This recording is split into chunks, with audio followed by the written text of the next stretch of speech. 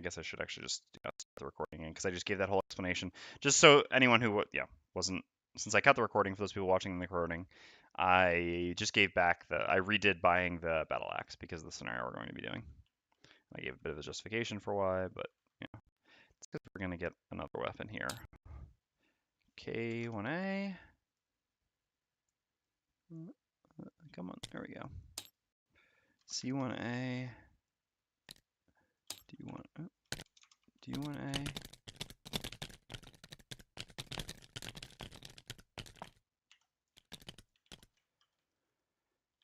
I1B. And B2B. All right. Yeah, so if this is a short scenario, I would have maybe some sort of a hope of completing the scenario without needing to take a break to eat, but this is a quite long scenario, so I will certainly have to eat something before I can complete it. I mean, earlier I just had a few sunflower seeds, which doesn't quite do the job. Oh, so it's like this. Oh god, these things are, oh, so it's just, okay.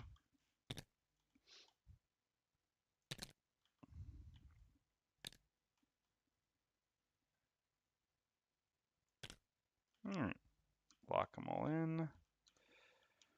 Need a bunch of underfloor things. So we've got one here. Oops. One here and here.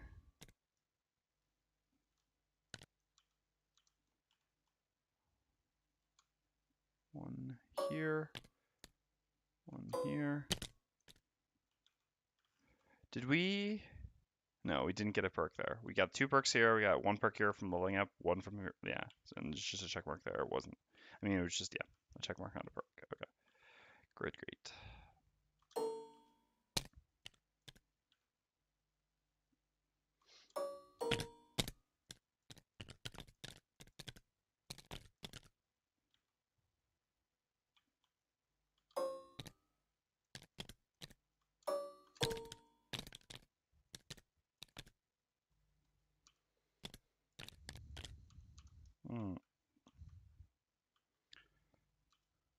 All those locked in. All right, so then we need how many doors? Let's see. Let's replace them.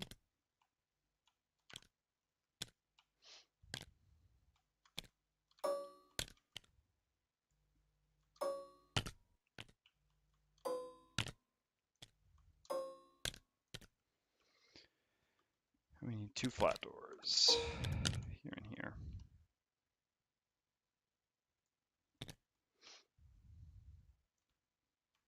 All right. So the goal for the scenario is sacrifice 1 artifact or escape with all artifacts. And the special rules are all doors are locked and 1 will open automatically whenever 1 elite monster is killed in the order of A, B, C, D, E, and finally F. When door C opens, read 1. All right. So for now, I've got nothing to do. We do need to do our road event real quick. So let's just change this back here. Now we should change it to the appropriate one. All right.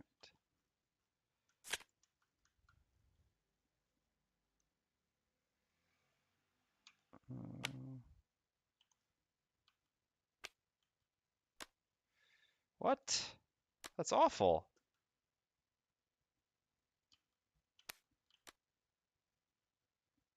I'd forgotten this one completely. Alright. Well, we each have to discard 3 cards at the start of the scenario. Certainly making things easier. Alright, what do we need? We need 5 spiky traps, which are wound and damage. Ooh, yeah. Unfortunately, the most annoying enemy type in this scenario will not fall victim to traps. So it is questionable how useful push will be. So we got flame, earth, and stone. Flame, earth, and have we not gotten the stone golems out yet? Wow, that's surprising.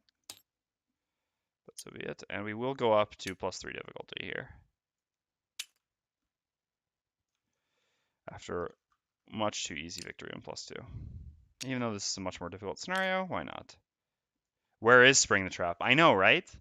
Why can't the Scoundrel level faster? Without a doubt, Spring the Trap here would be incredible. Which is why Spring the Trap is a nice card. It's not a work all the time card. It's a some scenarios this card's amazing. Some scenarios you don't bring this card, and that's fine.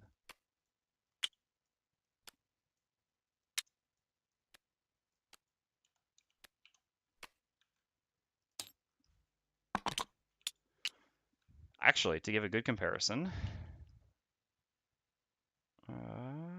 let's bring out, yeah. So people, I would say, frequently underrate Spring the Trap, to be perfectly honest, simply because of how situational it is. But let's talk about like situational cards, right? Versus non-situational cards. All right. So Spring the Trap is undoubtedly a very, a highly situational card, but it's a scenario situational card, right? So Spring the Trap, this is the card we were talking about. This is a little bit of digression, but digressions can be fun. So Spring the Trap has two halves, which are both independently useful on certain types of scenarios. The top is very useful on scenarios that have powerful traps, a reasonable number of powerful traps, because, especially on competitive difficulty levels, traps do an insane amount of damage. One of the downside of traps is not being able to hit flying enemies like flame demons, but Spring the Trap obviously gets around that. Spring the Trap is just an execute against most flame demons, which is incredible. So in scenarios like this one with a lot of traps and annoying enemies with low HP, this top is incredible. And on boss fights, this doubles your damage. So yeah, on either of those types of scenarios, this card is good. And if the scenario doesn't have a bunch of traps or isn't a boss fight, then you just don't bring this card. I much prefer a card like that as opposed to a card like this, right? Cold Front is just an underwhelming card in general. The top loss would be fine as an earlier level loss. It's not bad, but the truth is, compared to what the Spellweaver can already do with repeatedly spamming Cold Fire, this just kind of gets lost in the mix, right? It doesn't really fit well into a deck which is designed to repeatedly play Cold Fire and Living Torch. And while it provides a relatively powerful loss, it's a different kind of situational. It's just not great in general, and sometimes it will be quite good, but you won't ever know when it's going to be quite good. So you don't know whether you want to bring this or not, and you already have a deck which is like very difficult to find space in. So this is, in my mind, like a good higher level card. It's fun and interesting to use, and you have to make interesting decisions about whether you bring this to scenarios or not after picking it. This is the opposite. This card, you take it at level 8, and you're like, all right, well, I guess I should take this card. It's one of the two level 8 cards, and it's the better of the two, or at least the more powerful probably, so I'll take this. And you bring it, and like sometimes it works and you're happy, and then a lot of times it just doesn't, it sits in your hand a lot and doesn't do much and has high initiative, etc., and bogs you down because of this, and you don't really get anything out of it and it feels bad. So yeah, this is why I think Spring Trap is a good card, and why I'm not a huge fan of stuff like Cold Front, which I think is much more punishing, unfun. I don't know. All right. So what do we have here? Let's look at these stats. So he's still got range 2 on the Retaliate from the Flame Demon, regular Flame Demons at least. Fortunately, range 3 on the Elites. I don't think that changed from 5 though. No, it didn't. The value changed though. Same shield. Yeah, it's not a huge increase here overall for any of these enemy types, going up to +3 here. All right. So first room, we've got a trap here, and that's it. And then we've got 1 elite flame, 1 elite earth, and then 1 regular of each.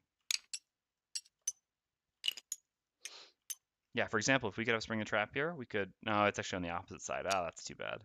Oh well, no first turn executes. Not that it matters, because we don't have it. I'm just going to long for it. A vast, endless longing. Alright, so 4 health for the regular, 7 for the elite, 27 and 20.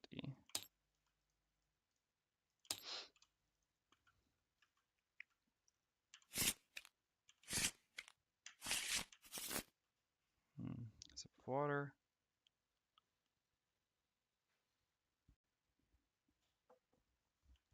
All right, so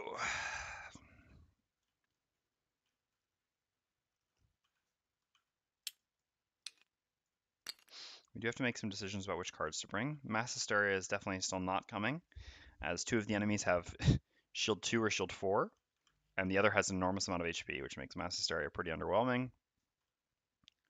The push attack is still fine, I think. We do need to cut something for Dark Frenzy.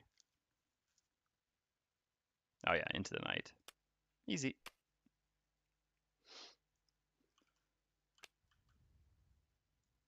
All right, and as for the Tinkerer, what do we need to cut? This is not a huge movement scenario, so I think we can cut one of the movements, and in that case, funnily enough, the worst is actually the level 4, worse than level 3.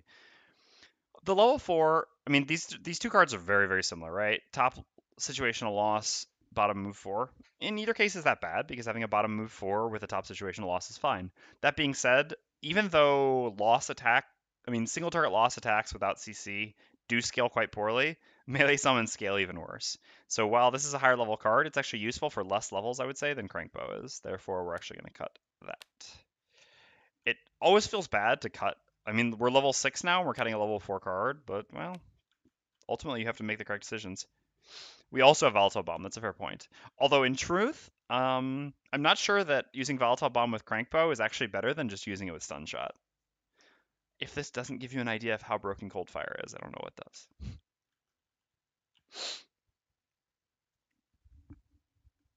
Depends on the enemy, certainly. All right. So yeah, I think our decks are good other than that. Oh no, do we want, let's see, where do we start? Yeah, we probably want Smoke Bomb here then. Yeah, we can execute this on the very first turn, which is definitely worth doing, I would say. Yeah, so we need Smoke Bomb. All right. So what are we not bringing then?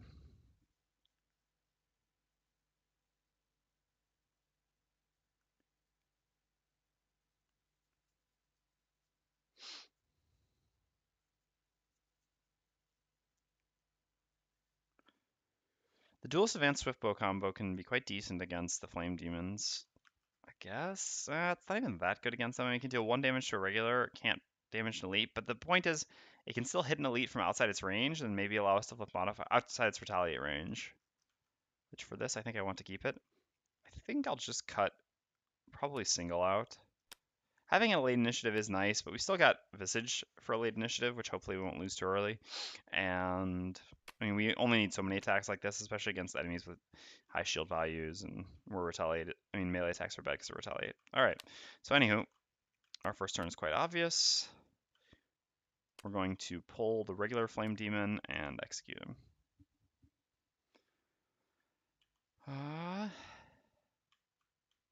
So what else is happening?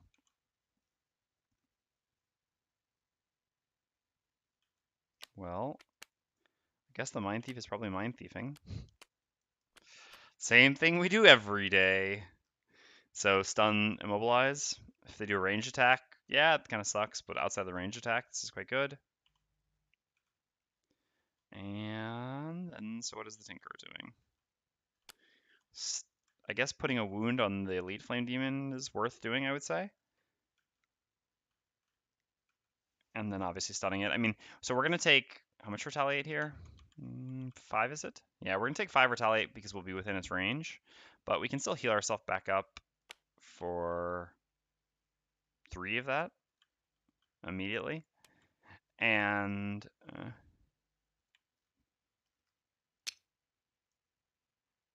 yeah, that's fair, I suppose. I just put them all in a row. Yeah, because of the line attack from the Flame Demon. Although the Flame Demon will die before it does its line attack, right? Oh yeah, that pattern as well, you're right. Although this is the one we would be stunning, this is the one we'd be immobilizing, so it really wouldn't change too much here. But I do agree, I mean, I don't think there's any disadvantage to putting it here, and there's 2 different types of pattern shapes that this can actually affect, so why not? But yeah, so basically, I mean, we're going to take 5 Retaliate on an attack that doesn't directly deal damage, but the wound will start dealing damage, and by stunning it, we're also going to prevent it from attacking, which does around 5 damage as well. So we're kind of just trading off the damage. Now, obviously, that's not a great use of stun, but more significantly is just to get the wound on that target, because otherwise it's going to be really difficult for us to actually kill that Flame Demon. We could consider bringing the Trickster's thing for the Scoundrel, but it's a pretty long scenario, so I don't think we can really afford to try to bring that just to kill an Elite Flame Demon. We'll have to find other ways. We've got Disintegration Beam as well, so once we get a little bit of damage on them, we can also always just kill them with that. All right, this looks fine. Let's just reshuffle everything once, just to be sure. Oh, battle goals.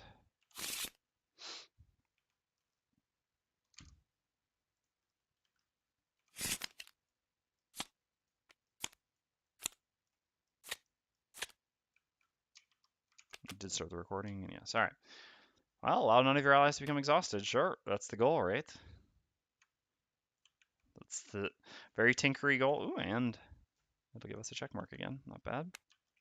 Oh yeah, I forgot to actually mark the levels.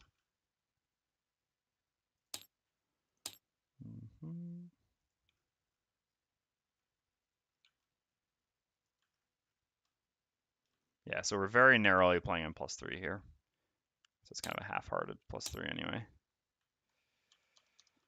Alright, loot a treasure overlay tile or use no items. Well, that sucks. That sucks a lot, huh? Guess we're not getting a check mark. I mean, use no items? No way.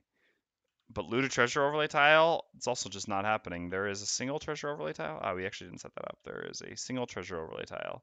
And it's actually the Scoundrel who needs to loot it. So, yeah. I guess we'll go with using no items. Who knows? Maybe it'll happen. But otherwise, we're just going to kind of accept that we're not going to get this, and that's okay.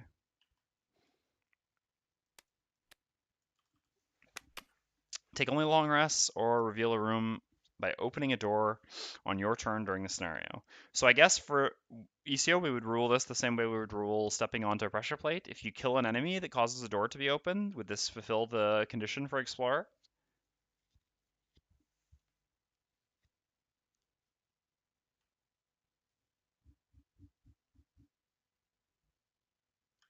I'm going to say yes, right? And that's definitely more likely than... So we basically just have to kill an elite instead of taking only long rests. One of those things seems more realistic than the other. All right, let's go. Yeah, there's the line attack, in fact. Yeah, so as long as I kill something on the turn. Yep. All right, so Mindthief's up first. We did reset all experiences. Yes. We did set the health correctly. Yes, as well. All right. And it is immediately, right? Not at the end. Open automatically. Yep. Not at the end of the round or anything. So, 2 experience and an ice. Hostile takeover plus reverse edge. What are the earth demons doing? Yeah, we do need to stun them. So reverse edge hitting here, hostile takeover hitting here. I guess, yeah, because we can maybe execute this one. So, bing bing. Attack 1, then attack 2. Alright. Alright, well. 1 either way.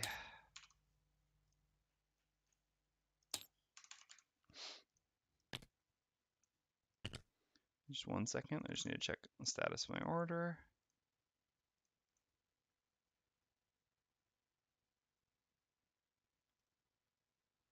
Guess it's on its way. What to say?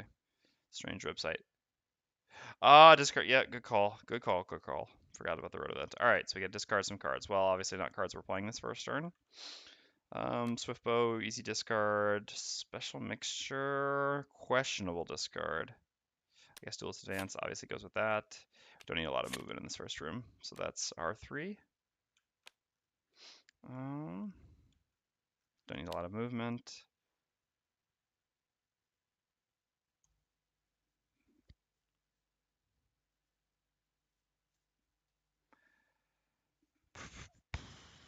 The push will be useful. I don't want all these things, huh?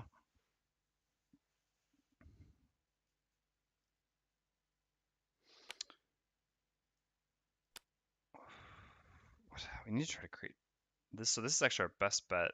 If we're so far from that, we would have to make ice again.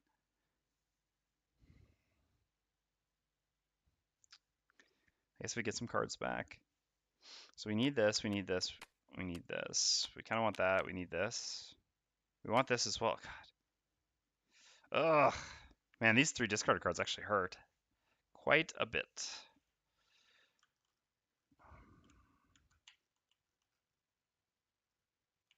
I guess we'll just get rid of these 2 for now. We'll figure it out later. But the push... That's the Earth Demon. So valuable.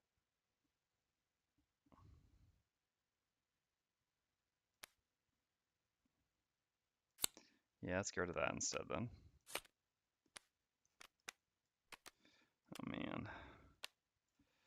This is real bad. Alright. 3 cards for the Tinker. Easy. Alright, see a hook. Oh, no, yeah. See a hook gun, see a ink bomb, and I guess enhancement field. Sure. Good call, Yusio. Thank you. Alright. So we did all that stuff. Now it's the Scoundrel's turn. So we use Smoke Bomb, pull 2 range 3, pull this to here, and then use the top of Visage, gain 1 experience, and execute this. One fight. A Fire Demon down. I have a specific advice question not related to your session. Yeah, go for it, Buddha Bob. Always happy to help. I'll continue playing, but once you ask the question, obviously I'll address it. So yeah, this kind of sucks. The stun in the end isn't actually going to negate the Sun Demon from attacking, but getting the wound on the Sun Demon is still quite worthwhile, so it's still worth taking to retaliate. All right, so we do attack 1, range 3 stun, targeting the elite Flame Demon. All right, well, no damage. So then we take 5, but then we heal ourselves for 3 with the bottom of auto turret, which yields us being down 2 health. And we get a stun wound. I'm not going to bother placing the stun because the Flame Demon's not doing anything relevant here. Just goes and does nothing. And then the Earth Demons go, so they actually do create Earth, which can be a bit annoying. And lose these disables.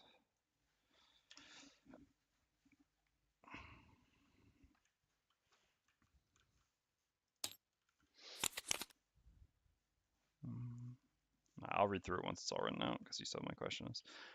All right, so what's next? No, so this took 1 damage from its wound. 6.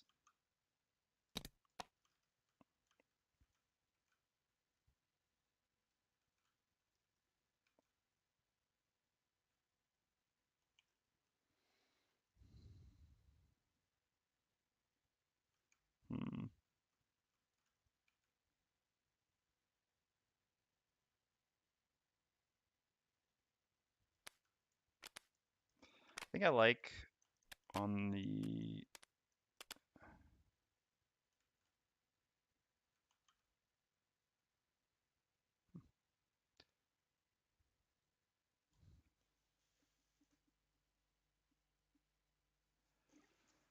I guess someone's maybe already answered the question. One character has wait for 2 others to retire, and the others on kill 8 fairies. I have no outstanding scenarios that have fairies, so neither of these characters can retire, and I don't know when they will be able to. My question is, should I just go on, possibly? Yeah, so, like Isio said, you can replay any scenarios you've already completed in casual mode as many times as you want, and it does fulfill your personal requirements.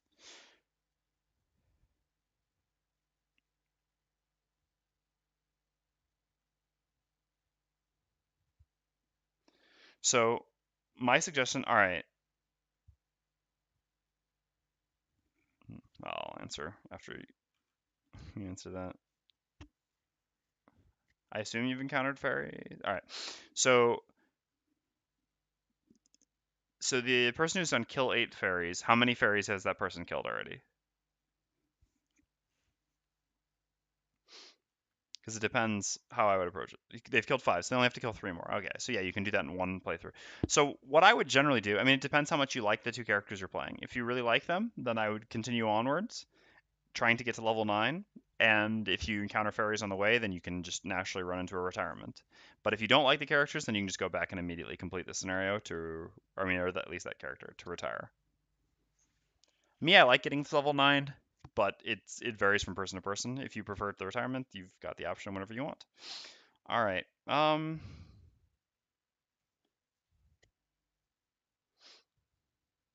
Yeah, that is fun, a fun party. So yeah, I would enjoy it, especially because yeah, I mean, so level 8 and level 9 stuff is gonna be, or level 7 and level 9 stuff is gonna be real fun for you. All right, let's go, I guess here and disarm this. I think the Scoundrel would like to get a wound on this because this just has the most health, so the wound would be the most valuable. And the Mindthief can just go up and stun it, which also seems fine. Fortunately, we don't have Mind's Weakness yet, which kind of sucks.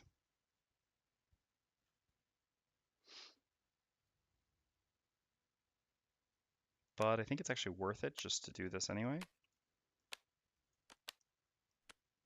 I guess we probably want to use Dark Frenzy. We can never get both Dark and... Well, we've got mana potions.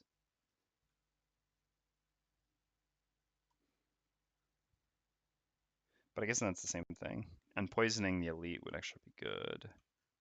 Yeah, never mind. No, I've got a plan. So my plan is I'm going to go stun this turn. And the following turn, I'm going to set up the Mind's Weakness. And I'm going to use this move to create ice. And then I'm going to use my potion to create dark. And then the following turn, I will go like use, yeah, I guess my movie thing plus this attack to make an attack 8 on the Flame Demon to try to finish it. That plus the wound should have ticked it down by then. For now, we're just going to kind of ignore it because it's more of a hassle to actually deal with. So that means we hold off on this for this turn. So we just need to move, which I guess can be this actually.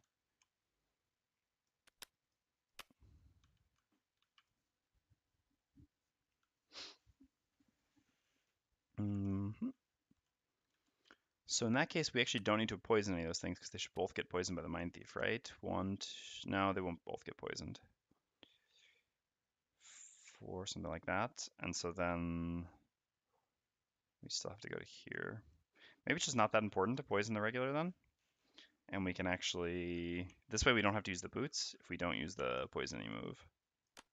So instead we can just go, oh, but we have to wait for the Mindthief to get there, which is at 29. So the 33 actually is better. All right, well, we'll just do this anyway. I guess then the Mindthief can poison this one, or I mean, we'll poison one, the other person will poison the other. We need to do this for initiative's sake anyway. All right, and so the Tinker needs to disarm the regular Earth Demon, since the elite will be stunned. So with a move, and do what?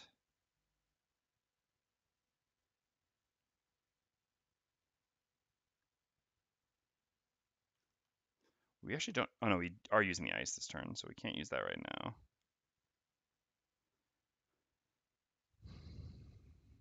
Don't really have a useful attack here. Unfortunately.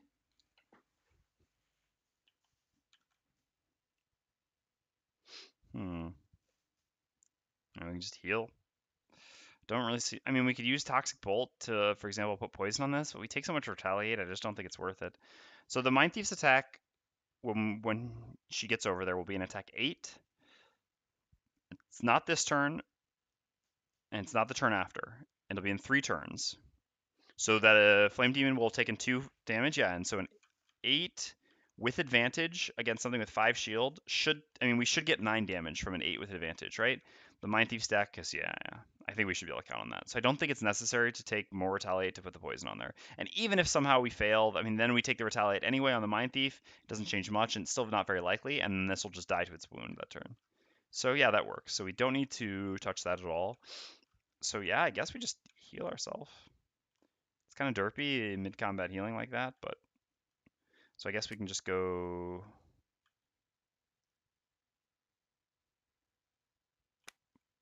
a bit later. Use the later of the 2 initiatives. Move to like here and then heal ourselves maybe after we get attacked or something. We'll see. All right, let's go. Well, I guess we'll be healing a Scoundrel. All right, so the Flame Demon goes first, creates fire, and makes an attack at -1, so attack 4, attacking the Scoundrel. Takes 1 damage from its wound, down to 5.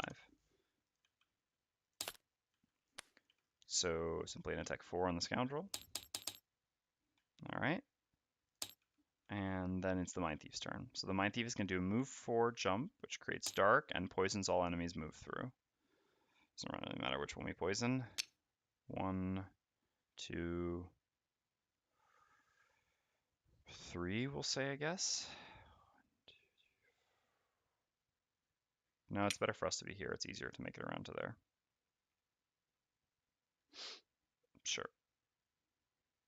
And the Scoundrel has to do 5 movement anyway. Yep. All right, that's fine. So we'll go there and have jumped through the regular, so it's poisoned. Not sure it'll actually matter, but yeah. Oh no, but we'd rather poison the elite before we attack it. Yeah, so we're here, 1, 2, 3, 4, like that. This makes more sense, obviously. All right, and then we consume the ice, gain 1 experience, and use Frigid Apparition to just make an attack 4 targeting the elite. We don't have Mind's Weakness up yet. Okay then. Wow. Talk about stacking the deck as positively as possible. In this deck, too. Crazy. All right. It's going to be a long scenario. Going to need that pizza. Where is it? Better come. I'm dying. All right. So then we're done. So then it is the Scoundrel's turn. So we need to move 3, poison, target 1 adjacent enemy, plus we're going to use our boots. So we can get 5 movement total. 1, 2, 3, 4, 5 to here. Poisoning this. And then we're going to use Open Wound. So we gain 1 experience. We make an attack 4 wound targeting the elite Earth Demon. All right. No, it's weakness, no problems. Yep. So our 4 became the 6. Our 4 became a 6 plus 1 from poison, so 7. So down to 19. And a wound. Yeah, Submissive Affliction is looking better and better, huh? Although, again, some of them, I mean, like, the stun, it always comes on our turn. Well, not always. I guess the Thinker can apply it. Yeah, something to consider. Just so many good cards, though. And the initiative on Submissive Affliction is so bad, being right in the middle. All right, so next up is the Tinkerer. So we're going to do a heal 3, range 3, 1, 2, 3 on the Scoundrel. Scoundrel goes up to 13. And we're going to do a move to disarm. Going to, I guess the Mindthief's going to want to go to there. No, the Mindthief can go to here. No, because I guess we want to tank for the Mindthief. So the Mindthief will go here, and then we'll go there. Yeah. All right, so going to here and disarming the regular. And the Earth Demons go, and lose the stun, and lose the disarm, and take 1 damage from the wound.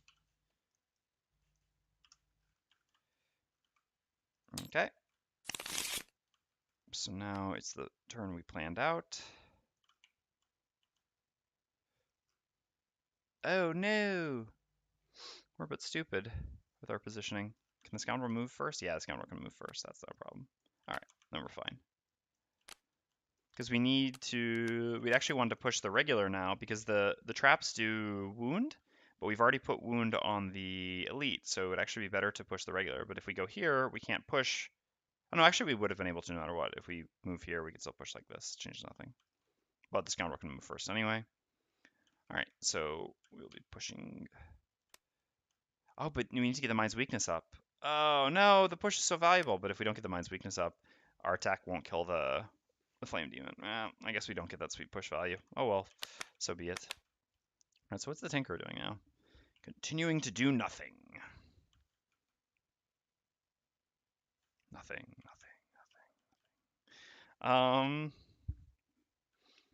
It's a good question. Bottom heal seems pretty free. I guess just a top attack with Toxic Bolt. Ugh, but I mean, I guess worst case scenario we punch. If they're going to use the Earth. I guess the Earth is risky for 2 turns. So it's just better in general to punch.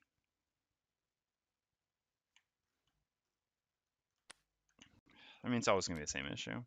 Just use it now. We'll see. But I guess this turn going early doesn't actually kill anything, whereas going early maybe next turn we could potentially kill something before it goes. So let's just punch with Crankbow, actually. That's reasonable. All right, let's go. Good thing we're not creating the Earth. So the Scoundrel's first.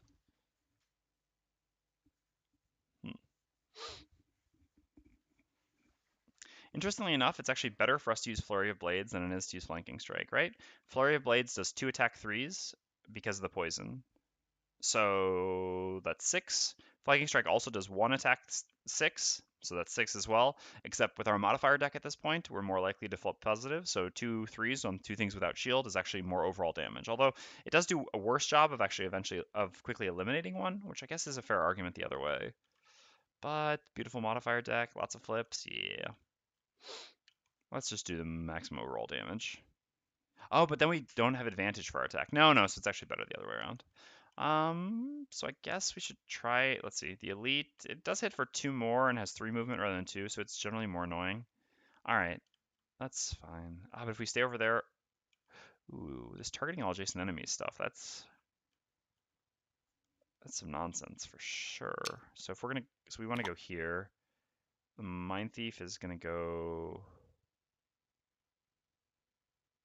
here. Ooh, how are we actually gonna do this now? That's change some stuff, huh? We gotta figure out we gotta keep everyone spaced out. So if we go over here, this gives more flexibility. Yeah, sure. So we'll do a move 4, gain advantage on all attacks this round. 1, 2, 3 to here. And then we'll use Flanking Strike, gain 1 experience. So this gives an attack 5 plus 1 from the poison, so 6 with advantage.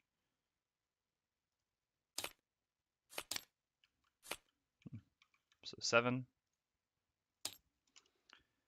Down to 11. And then we're done. So then the Mindthief's up. First things first is always going to be the Mind's Weakness attack. So we gain 1 experience, and we make an attack 3, but really 4 against the Elite. 4.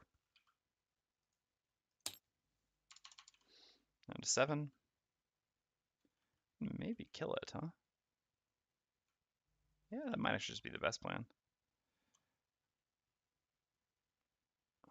We have to be... If we get immobilized, we can't go kill this next turn. That's the biggest problem. How can we prevent ourselves from getting immobilized? I don't think it's possible.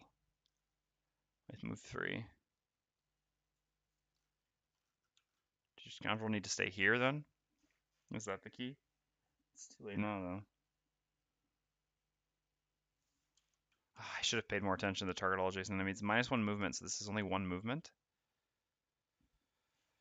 Does this mean we're not going to get to go hit the Flame Demon next turn? No. Unfortunately, there's no way. Other than using our Inviscloak already, which is definitely not the play.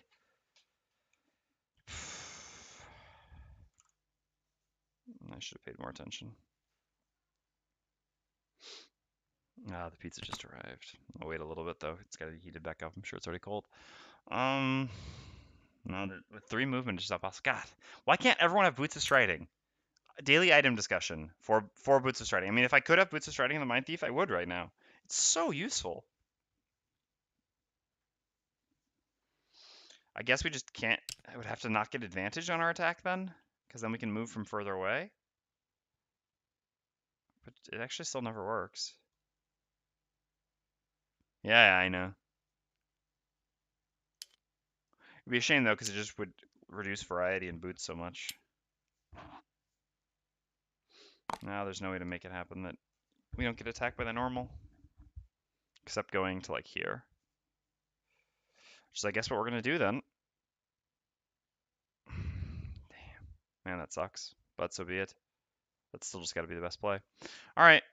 So we're gonna do 1, 2, 3 to here. Using the bottom of Dark Frenzy, gain 1 experience, create ice, and we do an attack 4 targeting the elite. 5. Ugh. Really? So we just needed a +1 the other time the Tinkerer could do his own stuff. So it's down to 2, because now we need to do 1 more damage to it. So, alright. So then it's the Tinkerer's turn, so we're actually just not going to get to heal ourselves in the end. So we're going to do a move 4 with Crank Bow. 1, 2, 3. At least we're going to get a card back. Yeah, staying there is fine. I mean, I guess going here is also fine. Where do we want to be immobilized at? I guess it's going to have to move 1 now to get line of sight of us, which I guess is slightly better for us. Sure. So we'll go there, and then we'll use the top of Harmless Contraption. So at least we're going to get to hammer it back to do an attack 2, +1 for the poison, so an attack 3, just punching this Earth Demon. Wow. I even considered if I should use the goggles. God, that is unbelievable, though. That's already second miss.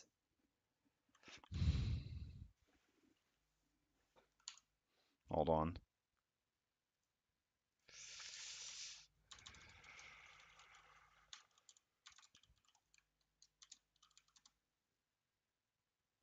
Not sure if we're going to win this scenario indeed.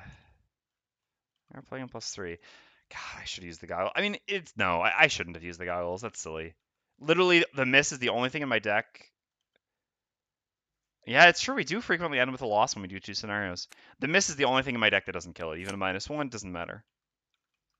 I just had to do 1 damage to it. That's crazy, though. And I mean, this is an absolute catastrophe, right? It's going to smash both of us for a ton of damage. And the Scoundrel's going to be immobilized here with nothing to do. Alright, well, anyway. Time to use a Hammer Potion charge. Get back Harmless Contraption. Wow. Alright. Next up is the Flame Demon. So -1 move, -1 range. Anyway, it just needs to go here.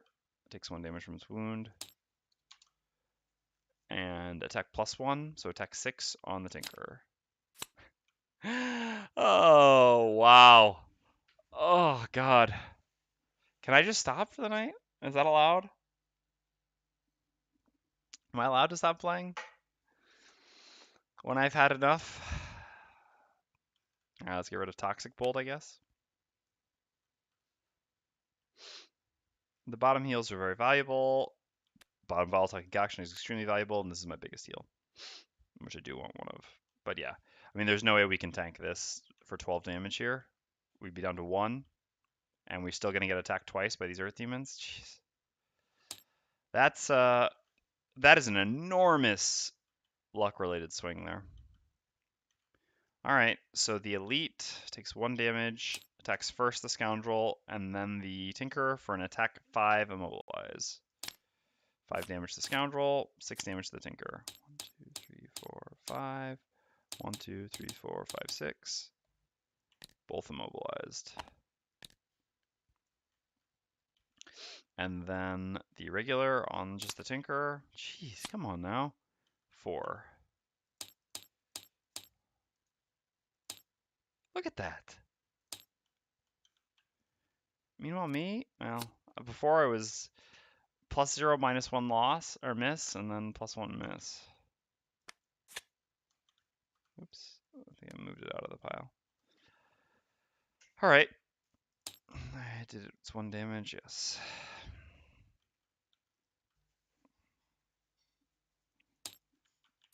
Oh, Mind's Weakness should be active.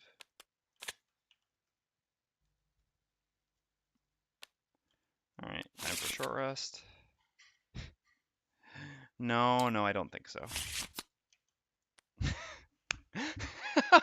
Come on! Come on. Oh, 1 second, hold on. Okay, thank you. I will eat, obviously. I haven't eaten anything all day. Oh my god. This is incredible. It's just funny, right? Because in the other scenario, I twice got this and re-rolled and then got, I don't remember, I think Frigid into Perverse, and here I get Perverse and then re-roll into Pathetic. Alright. I did have this take its 1 damage, yes.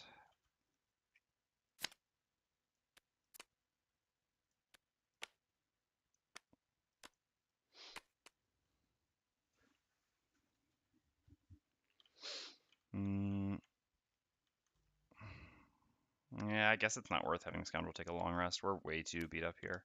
Just let these enemies keep pounding on us. I don't like losing Special Mixture, but I'm not going to reroll.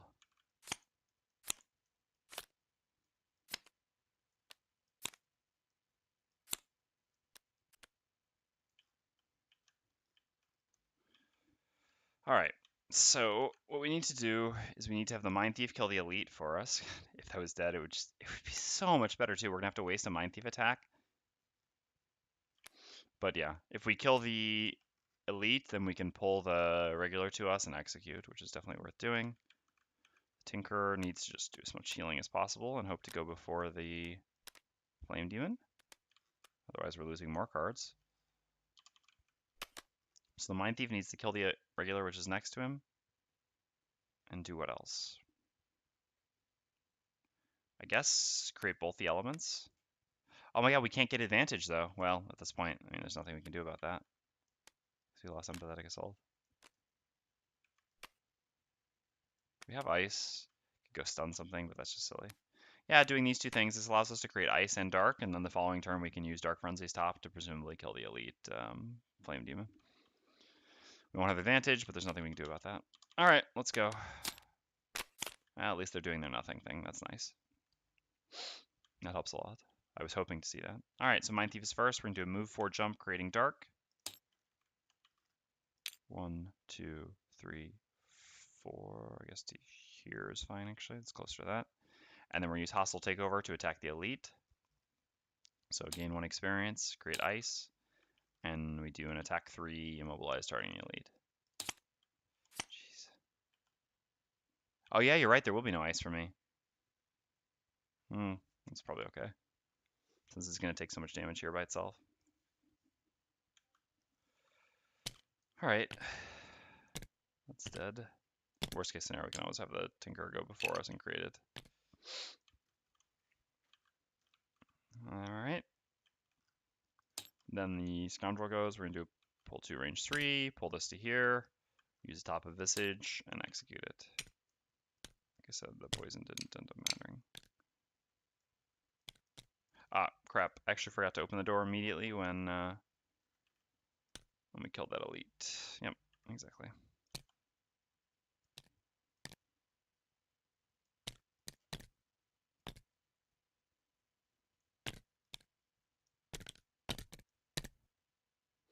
So we've got an elite and a regular in here.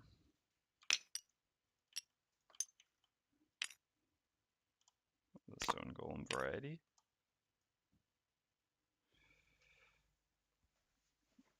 Alright, and let's see what they're looking like. Doing, please not the pull. I give up. Right? I mean, that's literally the only thing they could do that could matter. The one card in their deck that would actually matter. And it doesn't just matter a little bit. Oh my goodness. Alright, alright. It's just gonna be one of those. Just gonna be one of those. I mean, there's nothing. Oh. Can we invis? No, but then the Tinker dies. Tinker can't go invis, so. Cool. So, +1 movement, 3. And they're both gonna, 1, 2, there easily. So, attack -2. So this is only an attack 5. Range 3, pull 2, immobilize on the Scoundrel. All because of everything that happened the previous turn. So we take 5. Yeah, the trap does more damage, I guess. I don't know. I'm just gonna accept the scenario as lost pretty soon here, I think. So then we get pulled through the trap. We have to lose 2 cards here. Because the trap does 7 damage, right? 8 damage, actually. Sorry. Ah, I could have summoned. You're right. Yeah, too late for that now. Yeah, someone would have saved me. Saved me a lot. Yeah, crap. Yeah, I'm a bit distracted. A little bit tilted, but you're right. If I had put the summon here, then he'll attack that. And then this one wouldn't be able to attack me. Yeah, I should have done that. I should have been paying more attention. To be honest, it is the first scenario in which I've had the summon, so I kind of forgot about it. I also could have...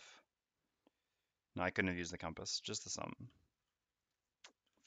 If I had used the summon, I would not lose the scenario, but now I will lose the scenario. Oh well, when you make mistakes, you should. Admittedly, this whole series of events was pretty tilting, but that's still not an excuse, obviously. Alright. So we have to lose a card to negate the trap damage, and we still get wounded.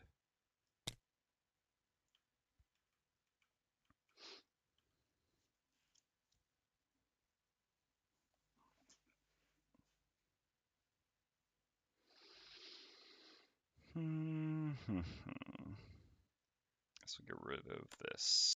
Got a new plan, which is just to rush the chest, basically, and to forget about the rest. All right. And then this one goes 1, 2. Can't pull, but still makes the attack. So an attack at -2 on a 5 is a 3. Okay. Okay. I need this and this. Need big movement, so well. It's silly to get rid of that one instead of this one.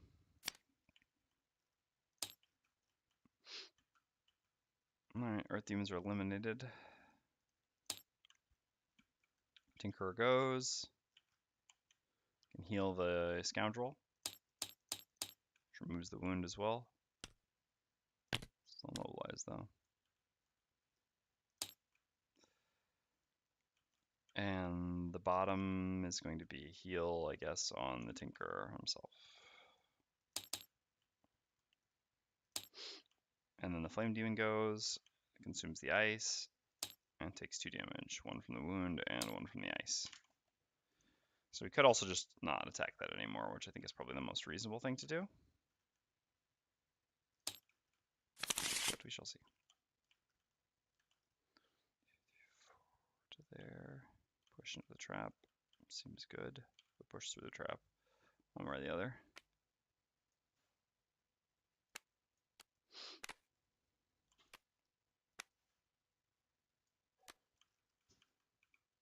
Tinkerer gets a short rest.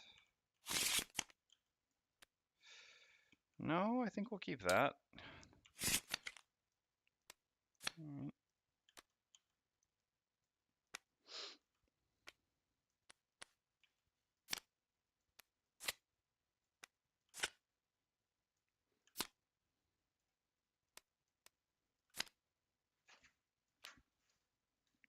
Let's just leave it out there for 1 second. I'll come grab it. All right, my pizza is ready. This is as good a time as any to go eat some of that. So I'll have to take a quick break. Let's see. Let's just finish the end around stuff, which I think that's it. That's all right. And the Tinker is no longer immobilized. All right, I'll be right back in a few minutes. I'm just gonna have a couple slices of pizza, just to tide me over, and then I'll finish this scenario to the best of my ability, which at this point, well, we'll see. Anyway, be right back. Well, be back in a few minutes. It's probably more realistically like 8 minutes or something like that, since I want to at least enjoy my 2 slices of pizza. All right, be right back.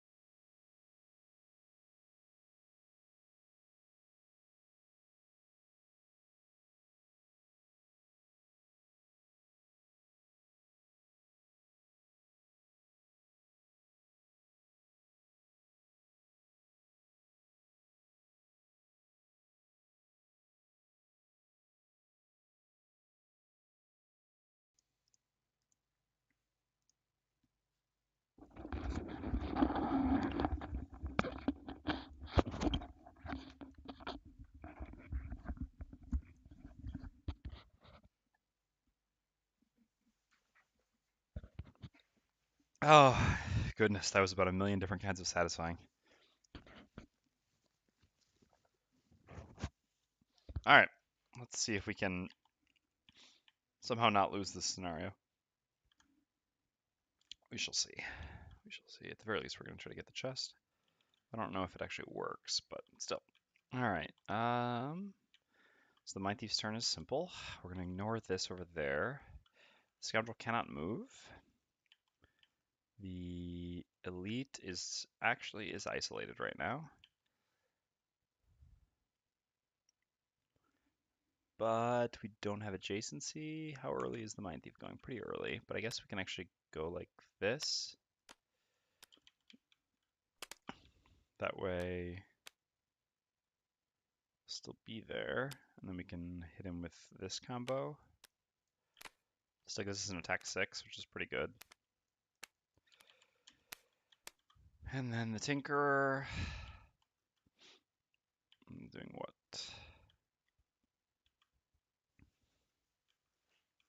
So Tinker's lost 2 cards, Scoundrel's lost 3 cards.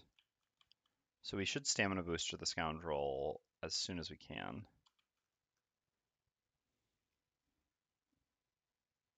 Use the bottom stamina booster.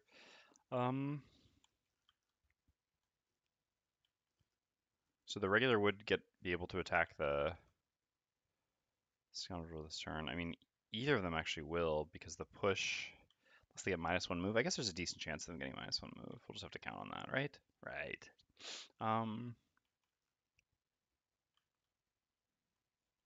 Yeah. We can wait a turn for stamina booster. It doesn't actually really, I mean, I guess we can wait 2 turns. Doesn't really change anything. We use it right away.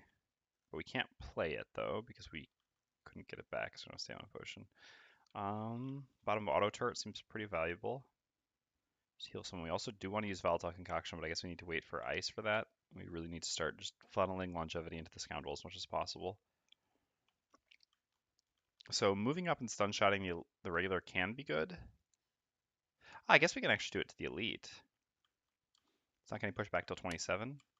Yeah, if we stun the elite, then we don't run the risk of it running up and hitting us. I mean, I guess either way, if they get minus movement, then we can stun the well, I guess we don't need to stun either of them. But I guess just, yeah, moving and stunning is probably the safest bet. Oh no, hold on, we have the disarm. But we can't. Do we have our boots still? We do. So we could actually CC both of them. But I don't think that's a realistic expectation. I think we have to hope that we don't need. I mean, I guess if they don't get minus movement, then we are quite a bad spot if we don't try to CC both of them. All right, sure. Let's just do this then. Hope for the best. +1 movement. All right, well, it's good we went for this plan then. The safe plan. So the Scoundrel goes first.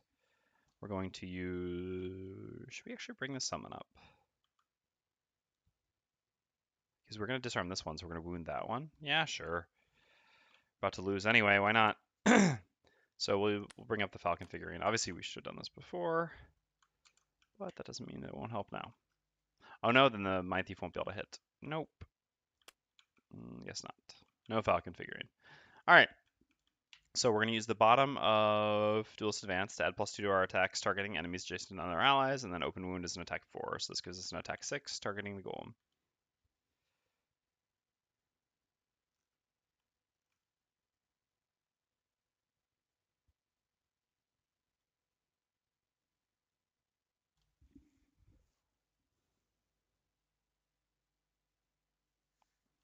Yeah, they will both get wounded anyway. This would have been silly because I've heard the trap wounds.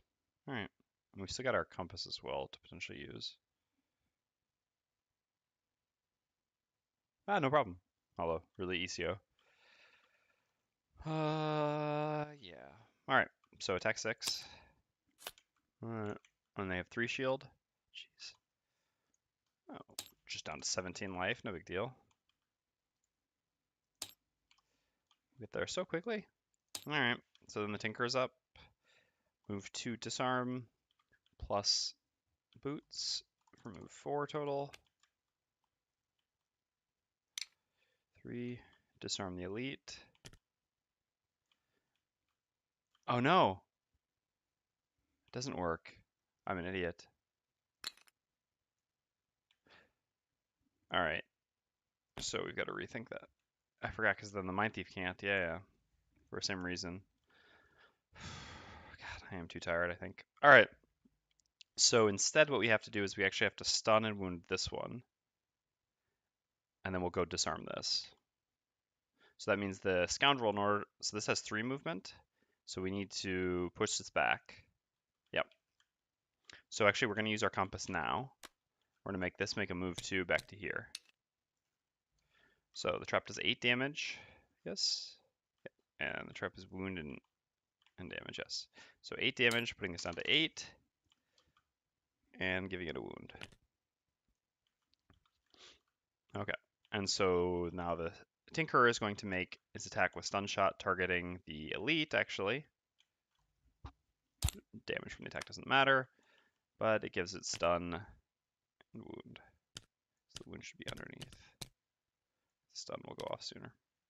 And then we'll not use our boots, and we'll use Disintegration Beam and do a move 2 to here, disarming him.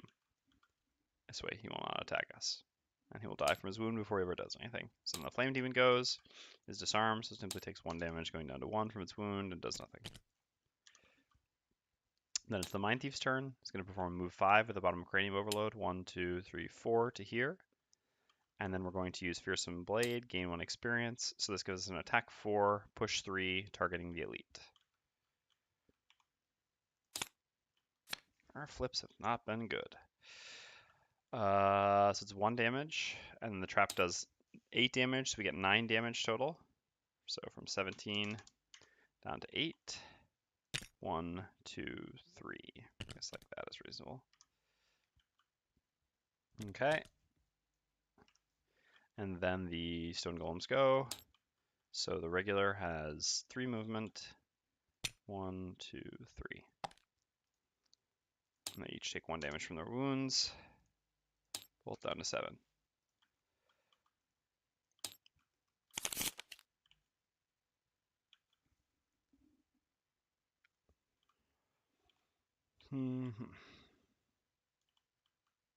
Alright, the Scoundrel's no longer immobilized, which is good at least.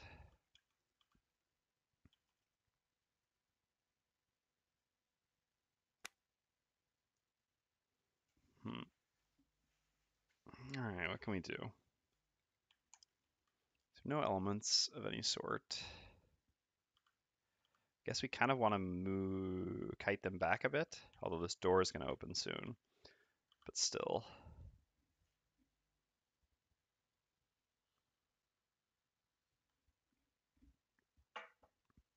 We don't really have a top action we can do then. And if we stay where we are to use Purus Edge, the elite will make it here unless it gets minus movement, which I don't want to count on. Alright, so why don't we just use Dark Frenzy to run away? Except it still doesn't actually let us run away enough, is the issue. But I suppose that has to be fine. Just play these 2 cards, and then we'll see.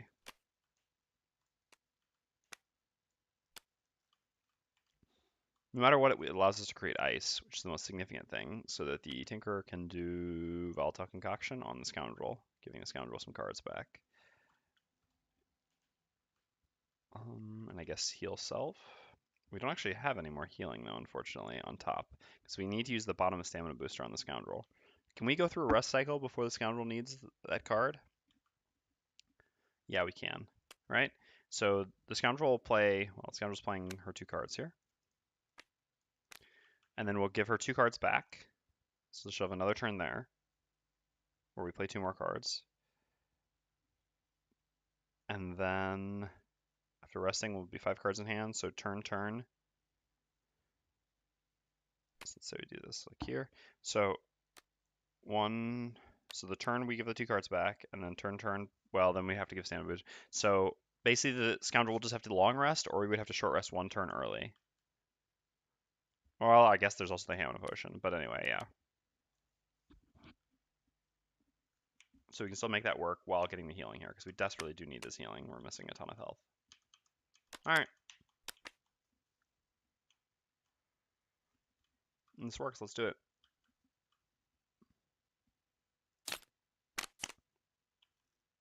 +1 movement. Jeez. Come on. All right. So, well, the Scoundrel's first. We're going to use Swift Bow. We're going to target the regular because the elite has 3 shield anyway. So we make an attack 3 on the regular Stone Golem. I have to use an Invis Cloak here, I think. So 2 damage goes down to 5. And then we're going to use Backstab. We're simply going to move to these 2 points here.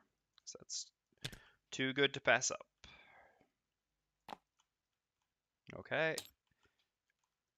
So then the Mindthief goes. We're going to use Dark Frenzy. Oh no, the Scoundrel needs to be 1 closer to the Tinker, right? Oh no, we don't get those coins. 1, 2, 3, 4, 5. I guess we move to here. Ah, crap, where were the coins? I think they were there, right? Yeah, because it was 3-way. Alright, so we gotta get 1 of these coins back.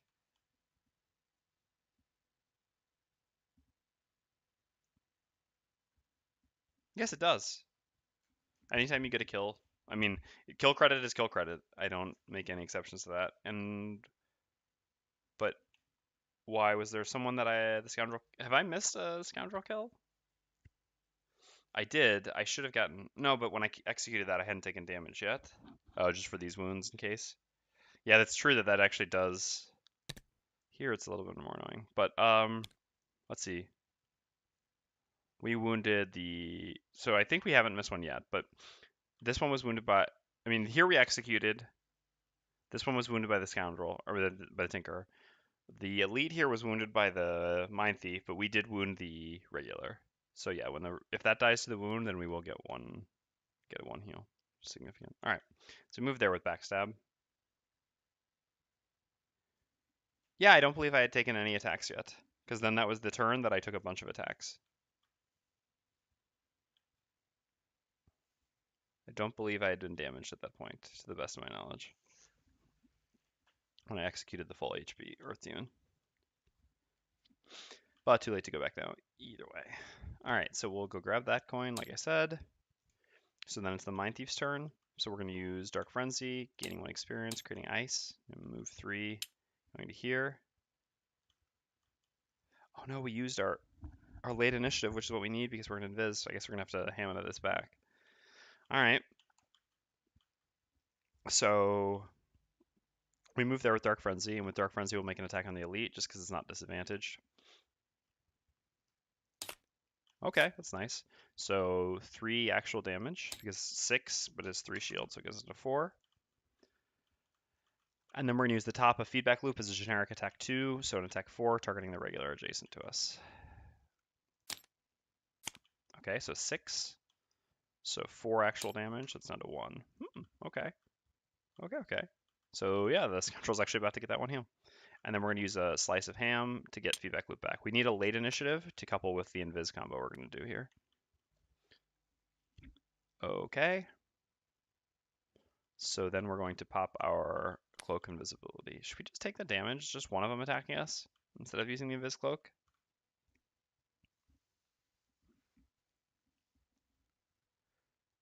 And we wouldn't need to ham either.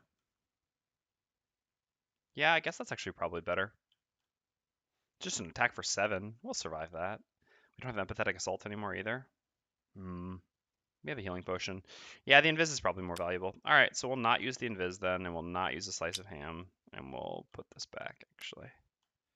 We'll let him come at us. All right, so then the Stone Golem goes. So the Elite goes 1, 2, 3. It takes 2 damage, 1 from its wound and 1 from its action this turn. And attacks the Mindthief, making an attack of 7. 8, huh? Casual 8. All right. And then the regular goes and takes 1 damage and dies.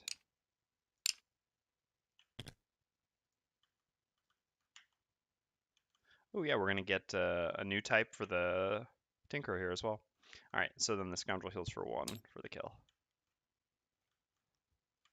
Alright, then the Flame Demon goes and dies to its wound.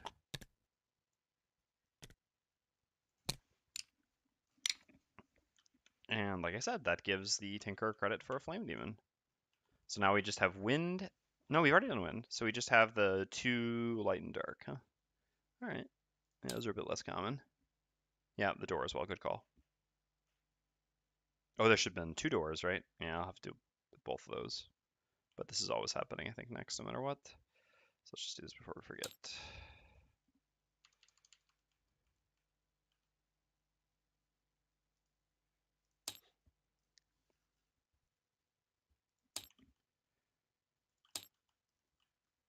Oh no, the elite in here is still fine, so it's just when this dies. Alright.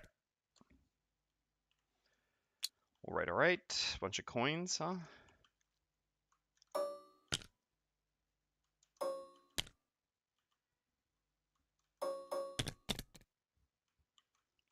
Alright.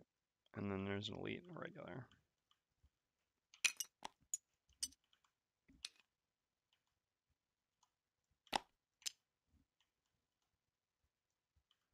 So this is going to go down to 19. 16 the other one starts at, so this is going to go down to 15. 1, 2, 3, 4. 1, 2, 3. Time to run away from that. Alright. So then the Tinkerer goes and is going to perform a heal 4 on himself. If we could target the Mindthief, we would, but yeah, too far, unfortunately. So up to 8. And then we're going to use the Bottom of Volatile Concoction, consuming ice, and giving the the Scoundrel 2 cards back.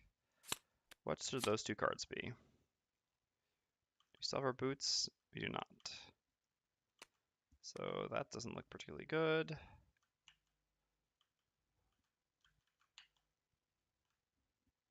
So we can still pick up some money if we take Duelist Advance plus Swift Bow, since we just need to run, basically. Go 1, 2, 3, and then we go 1, 2, 3. This at least lets us grab these 2 coins. Yeah. The Scoundrel is on the verge of death, almost exhausted, and all she can think is, ooh, but I could pick up some coins.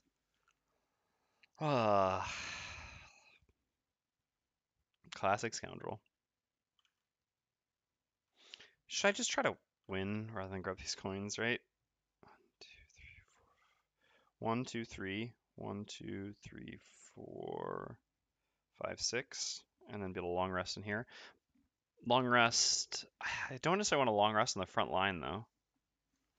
That's, I guess, a fair point. Is if I can just go to, like, maybe here is good. 1, 2, 3, 4, 5, 6, 7. It's annoying that it's not very convenient. No, let's just try to grab the 2 coins. There's no reason to deny our Scoundrel tendencies, especially since there's a decent chance we lose this scenario, so better to prepare for that eventuality, right? Alright. End of the round.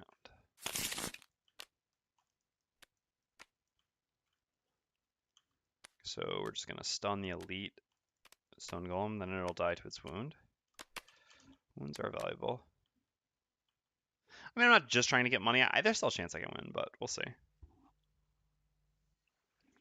Because of the very real possibility of losing, I definitely shouldn't pass up the opportunity to pick up a double coin. Alright, so the Tinker has to run. Needs to run. And summon the decoy? Sure. Stall a bit back here? Why not? No, because it's going to start running towards them is the problem. That is not good. Don't want it running towards them. But we can't really do anything with the top otherwise.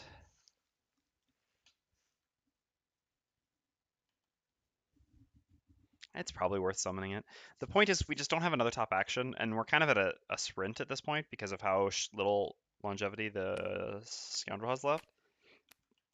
Oh, but this gives us terrible initiative. How can we have good initiative? We actually don't. We lose all our cards with good initiative? Yeah. So we just have those two, and we don't have those right now. Well, I mean, I guess we just have to play this and hope for the best. And that sucks that we're getting rid of this, but I guess we're going to be running a lot now anyway. We're just going to throw away that top. I guess we can Hammond it back, and we need a big move.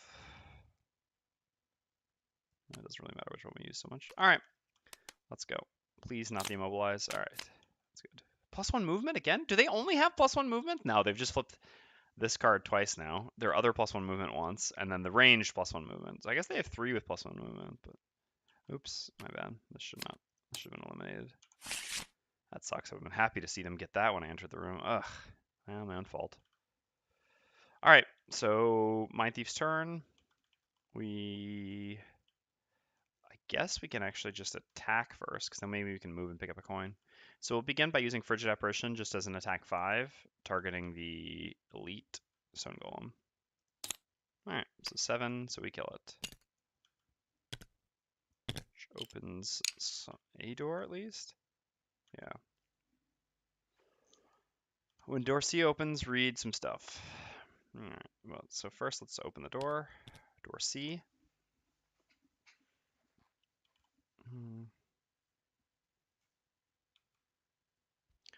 We've got one elite, one regular, and then we've got one elite and one regular in terms of flame demons as well.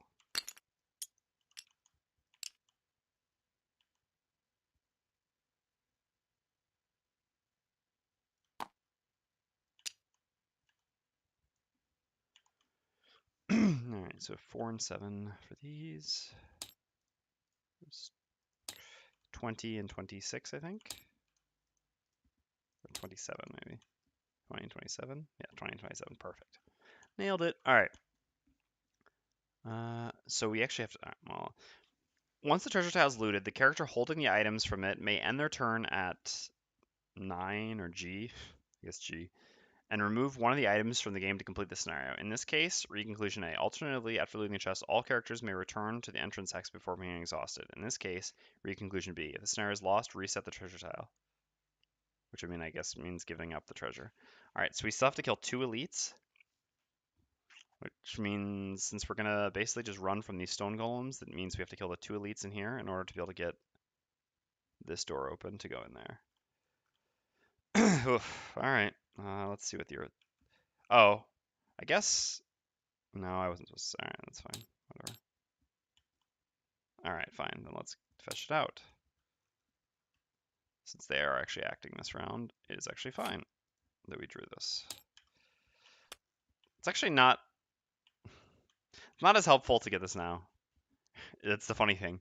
I was hoping basically to get this when I ran in here, but here them getting this now doesn't actually change much, because otherwise, oh, we should place all the coins in the treasure actually. Otherwise, they would just be moving towards us, but they wouldn't be attacking, and then there'd be the possibility of them drawing this later. So I think it's actually strictly worse to have them get this now. But so be it. Oops, you're one too far over. Alright.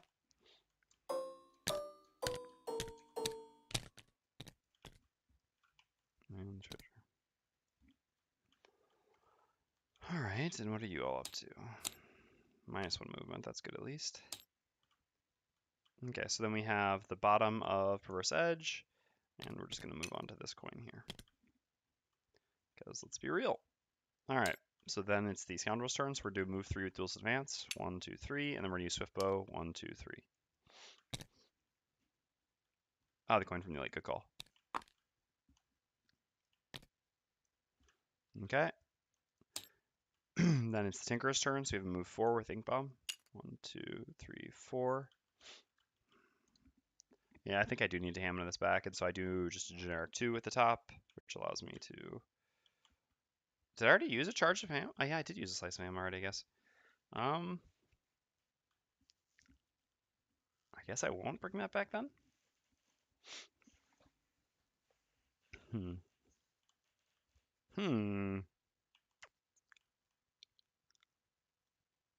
No, I guess I won't. Well, does longevity matter? No, healing matters more than longevity, I think. Yeah. And I guess I'll use my boots to, since the movement's going to be basically the same anyway, this way I get a coin, I'll use my boots to get 2 extra movement and go to the coin. Alright, then the stone golems go. +1 movement. 4. Can't give us a break, huh? They have so many things where they don't move as well, but no. So Earth created 1 movement and 2 movement, respectively. 1, 2, 1. Okay.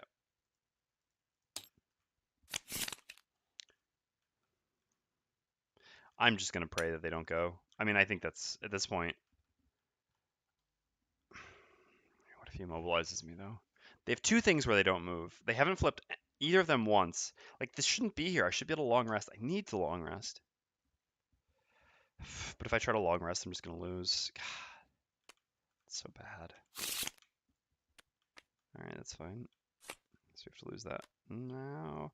Actually, kind of all I really care about is movement, but I guess the executes are pretty useful. So I should probably keep the execute.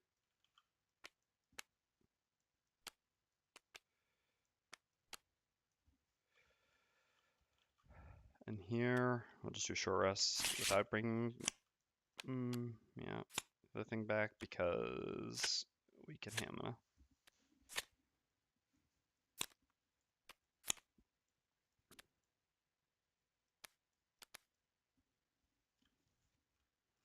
All right.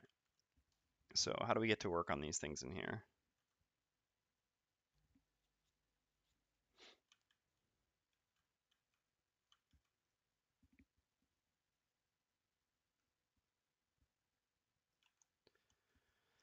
No elements to work with right now.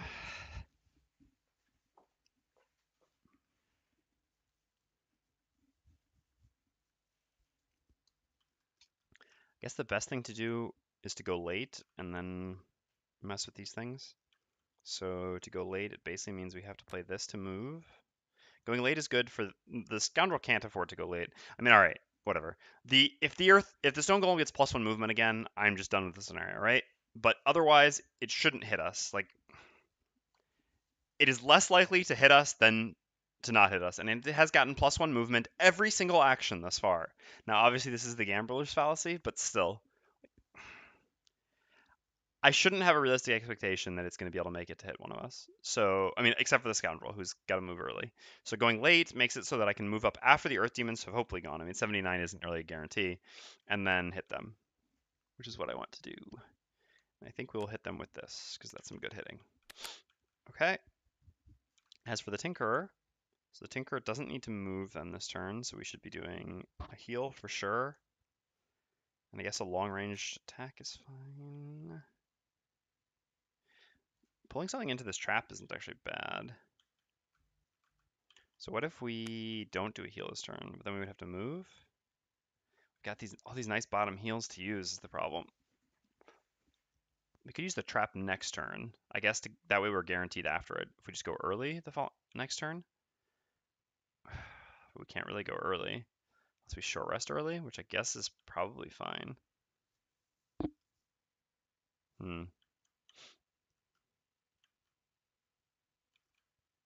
Mindthief desperately needs healing. I guess Mindthief has the healing potion, plus yeah, I think we just have to heal here and not move. But then what do we do with the top? I guess we just fire a crankbow off at someone. In that case, we can go late as well to make sure that it's close enough. Do we not have range? Yeah. Worst case scenario, if nothing gets in range in that time, then we just hit nothing. All right, and so the Scoundrel.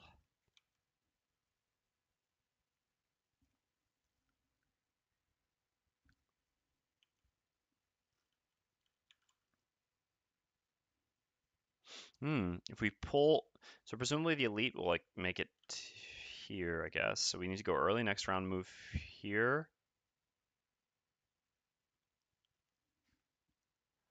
So it is so much better to pull it this round, actually.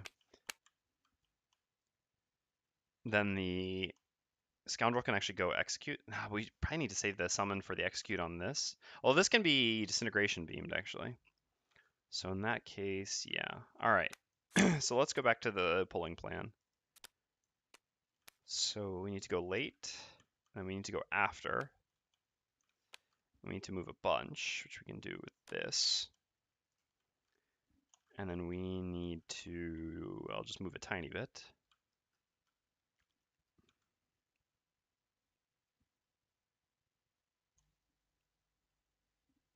Which I guess can be this, because it doesn't really matter as a card.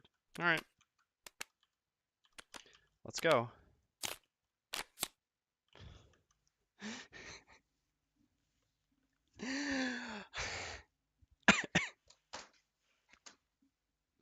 Oh yeah, the Scoundrel couldn't go late, actually. It does. I'm being careless, but come on. It's the same card. And the Earth Demons are still going after us, even though we try to go as late as possible.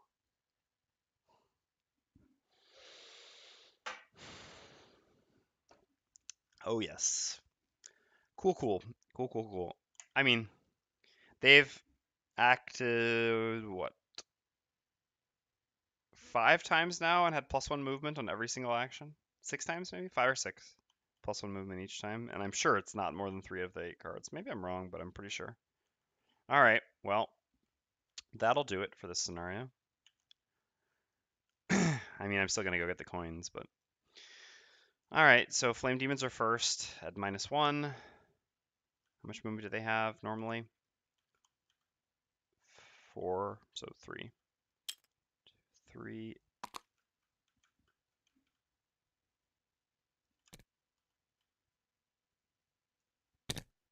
1, 2, 3.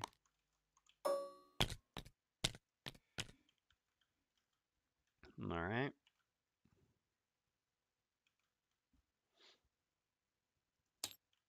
And they convert the earth into fire. Then the stone golems go. 2, 3. 1, 2, 3. So the elite stone golem makes an attack of 7 on the Scoundrel. An 8. What do you know with a +1? I mean, what is going on here? Alright. Just keep the Looty card. This is pretty crazy, though. Oh well, I guess we got lucky on Monday. This is the counterpoint to that. Balance in all things. So now it's 79 is the Mindthief.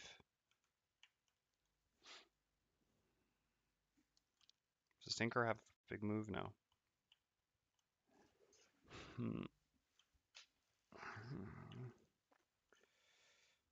What can we do?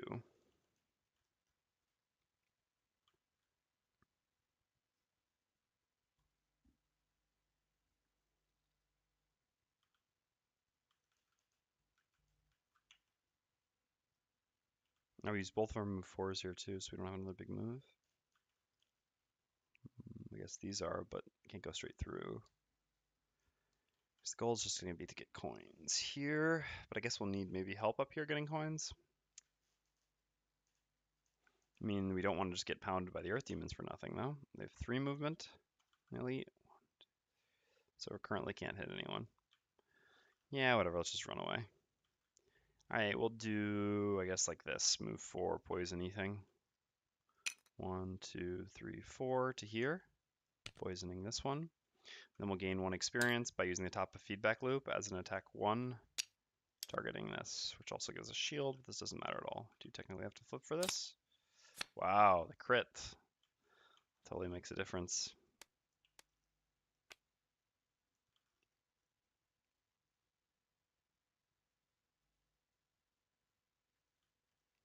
Yeah, I mean, I could have him go up there, but I'd rather, I mean, the problem is the Mindthief is the only person who can't actually loot all the coins conveniently because he has no loot, or she has no loot actions. The Scoundrel can loot a bunch of things at once using Swiftbow plus boots, although we still got to get our boots back. And the Tinker has a loot 2 action, which is basically my goal. So I think I'm just gonna have the Mindthief try to go back and pick up as many of these coins as possible, while the 2 of them do whatever they can to get coins up there. And we'll see how it works out. All right. Oh, it was actually supposed to be the Tinkerer first. My bad.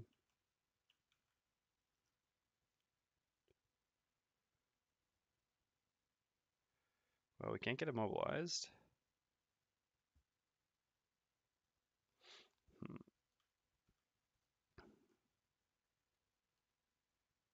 It's actually pretty annoying that everything went after us, or that they went after us. 1, 2, 3. All right, well, whatever. We're just gonna move to there with the Tinker then. All right, the Earth Demons go. They consume the fire, create Earth, and they have 3 movement and 2 movement respectively. 1, 2, 3. 1, 2. And they're done. Then it's the Scoundrel's turn. So we don't get to execute. We do have Hamana though.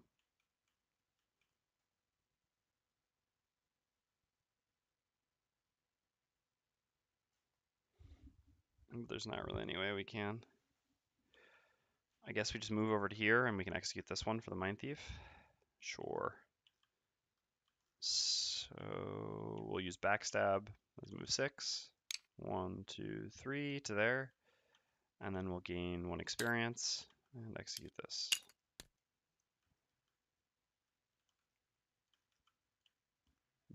End the round.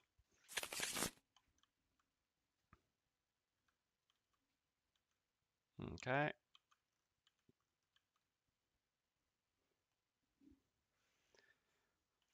So we need to lure these things back. I don't even understand how. I guess we lure everything around this way. We still have to kill an elite somehow. Don't know how we do that. But I guess we'll figure that out as it happens. So we're just going to run as quickly as we can. There. Here we do have ham still. Ah, good call. Thank you for the yawn. Well, mobilize is pretty good. Yeah, we can mobilize this one. So it's going to do the ranged attack here. But there's not much I could do about that. Scoundrel has 3 movement with Swiftbow. So it picks up all of them. So we can just do a generic move 2 here to ham right now. I guess neither of these matter much. I guess this won't matter, really. All right.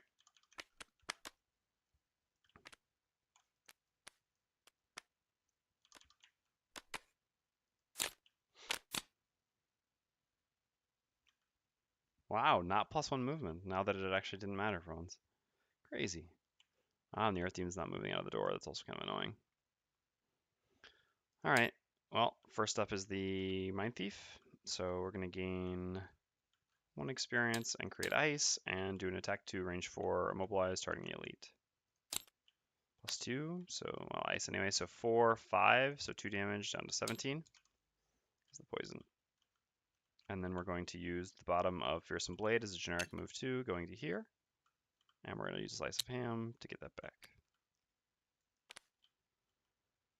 And then it's the Scoundrel's turn. We're just going to use the bottom of Swiftbow as a move 3 looty thing, looting all this stuff. All right. Then it's the Tinkerer's turn. Tinker is going to do a move 4 with the bottom of Crankbow.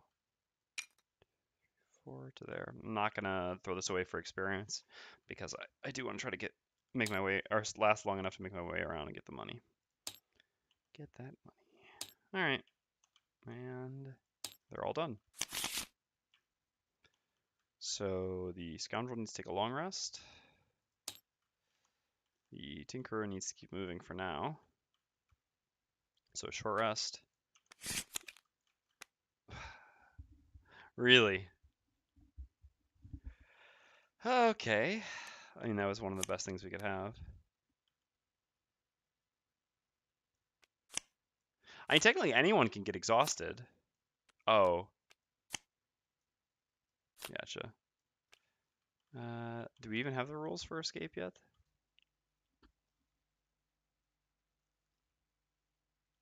We don't have to escape, we just have to sacrifice one. Someone just has to bring it to the sacrifice thing. The problem is I don't want to... I don't want to have... I mean, I could easily just have the Scoundrel get exhausted and still beat the scenario by having the Mindthief run through invisible, grab it, and then take it to the exit. But then I would have to sell it and buy it, which would really suck. So, more than doing the scenario over again? I'm not sure, actually. It's fair for consideration, I guess. But kind of pot committed to getting that hammer for the Scoundrel.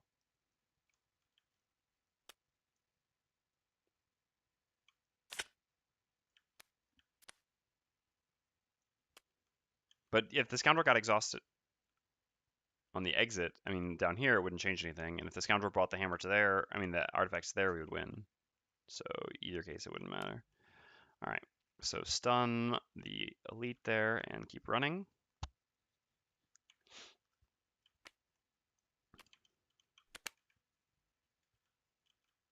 It's for you. Ugh, of course, we don't have Cranium Overload.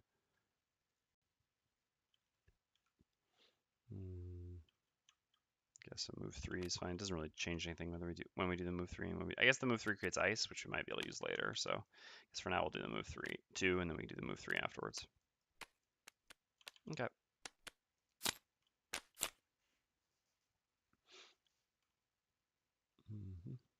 So first is the Tinker. So we'll make our attack with Stun Shot. What sucks is actually taking 2 damage now.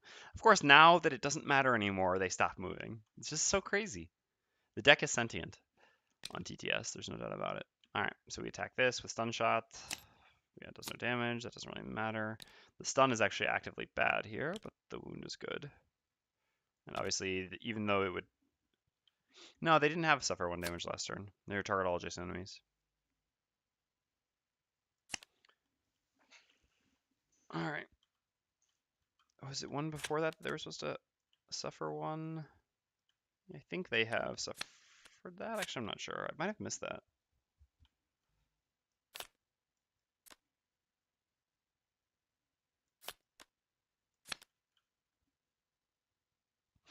That's true. I could have elected not to stun as an additional... Yeah, alright. Yeah, you're right. I shouldn't stun them. Alright, so I will choose not to stun him on this attack. I mean, it's not like what I flipped for the modifier was going to change anything there.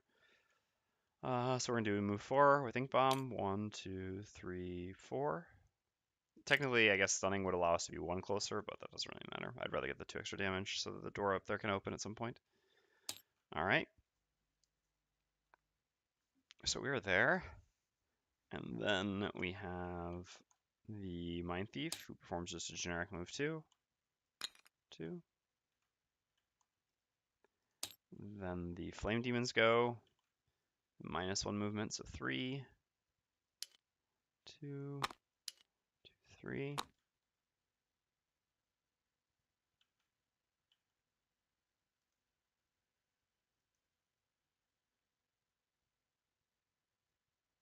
Yeah, I think so as well. Alright, so then Stone Golem goes and takes 3 damage, 1 from the wound and 2 from the self-damage on their card. And the Earth Demons go, -1 movement. 1, 2, 1.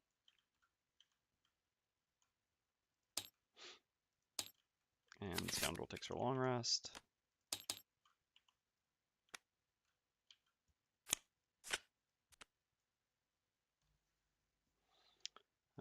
At this point, we don't really care about that.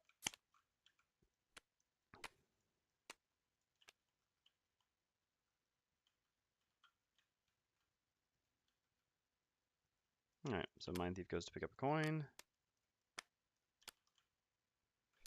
Tinkerer. What are you going to do? Not really. I can... Oh yeah, no, we lost, on our short rest, we lost Stamina Booster, so we have no ability to give basically anything back. We can, Volatile Concoction to give the Scoundrel 1 turn, for example. But even with the Hamina, it doesn't change much. No, we've had some, some pretty precise short rest rolls here. All right, so what about a Crank Bow? I think that's reasonable, I guess. We do need to actually have that thing die, and it's probably the best way to do it.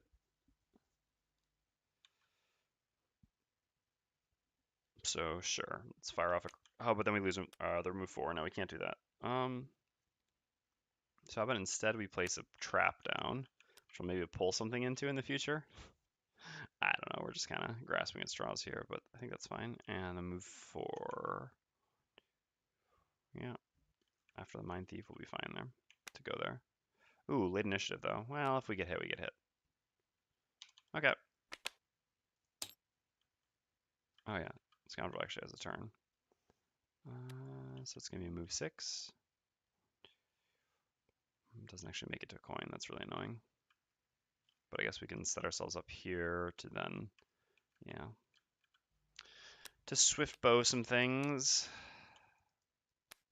All right. 65.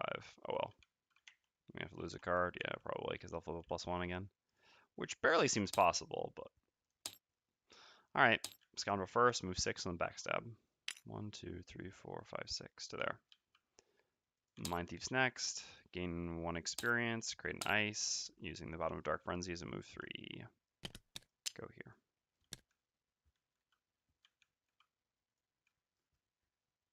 Oh, we have boots.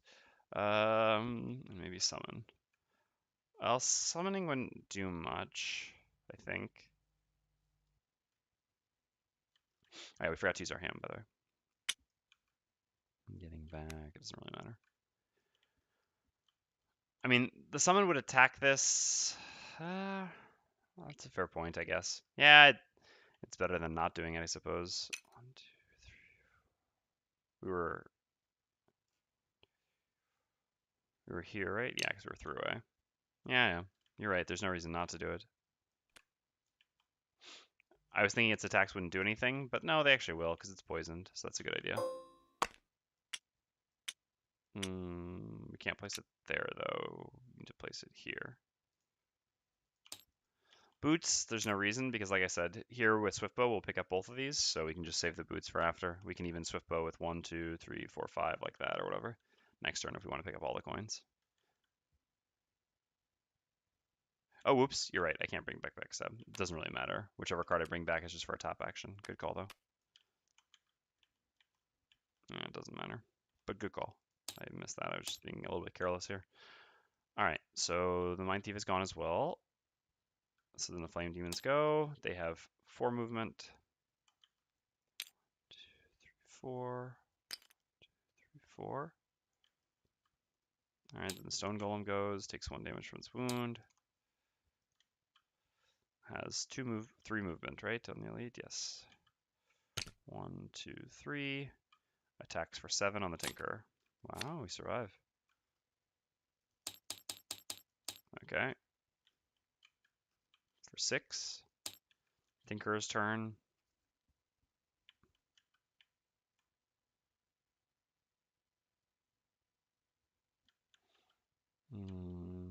Is it better to place the trap or to just punch? I guess next turn I can pull him through the trap. It's not bad. Sure. Yeah. Alright, so we'll use the bottom of Crankbows and move 4. 1, 2, 3, 4 to here. And then we'll use the top of Volatile Concoction to create the most vile of traps. A 2 damage poison trap. Boom. And the Earth Demons go and they do nothing. Alright. Here we're doing this. Mindthief can long rest. Tinker wants to pull through the trap. Oops. And go as early as possible, I think. While continuing to run away. How much health does this thing have? Oh, 13 still ways before I can execute it with Disintegration Beam. Alright. Let's go.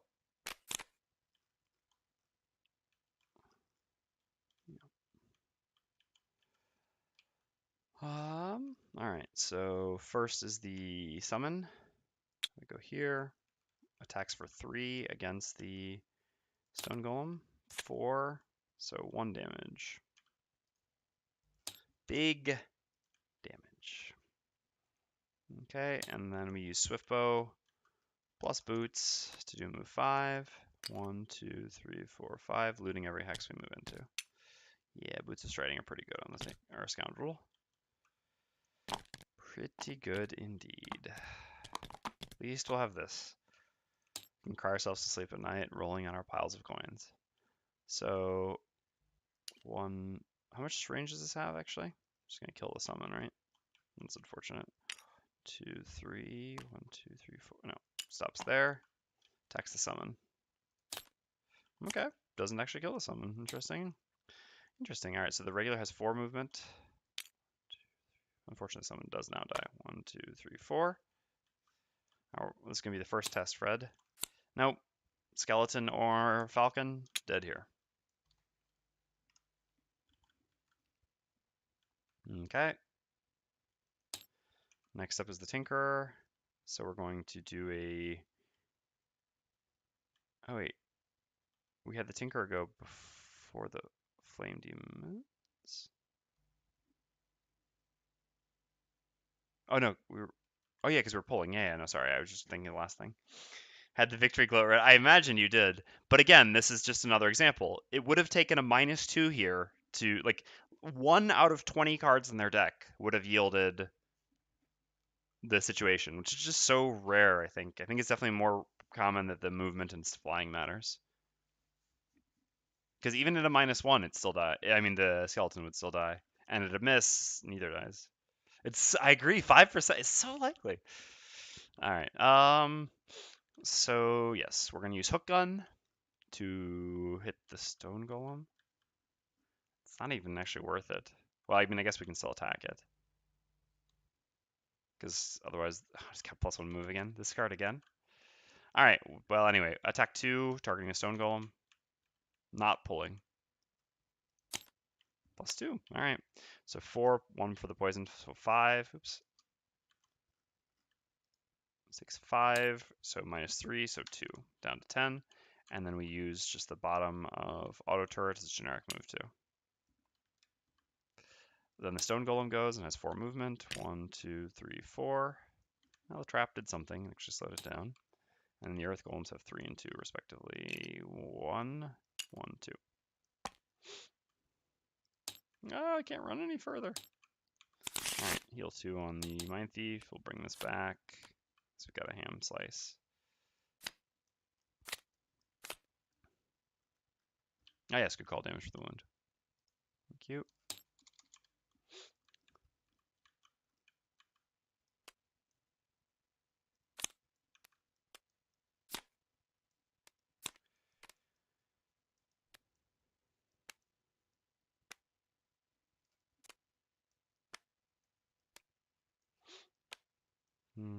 Yeah, this push is pretty useless at this point.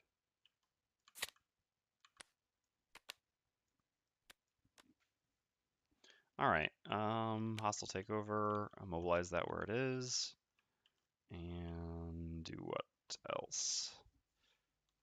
I guess in that case, it's actually better to set up the Mind's Weakness instead of use hostile takeover, and instead use Perverse Edge to stun it. And this way we don't have to worry if it does some silly range nonsense.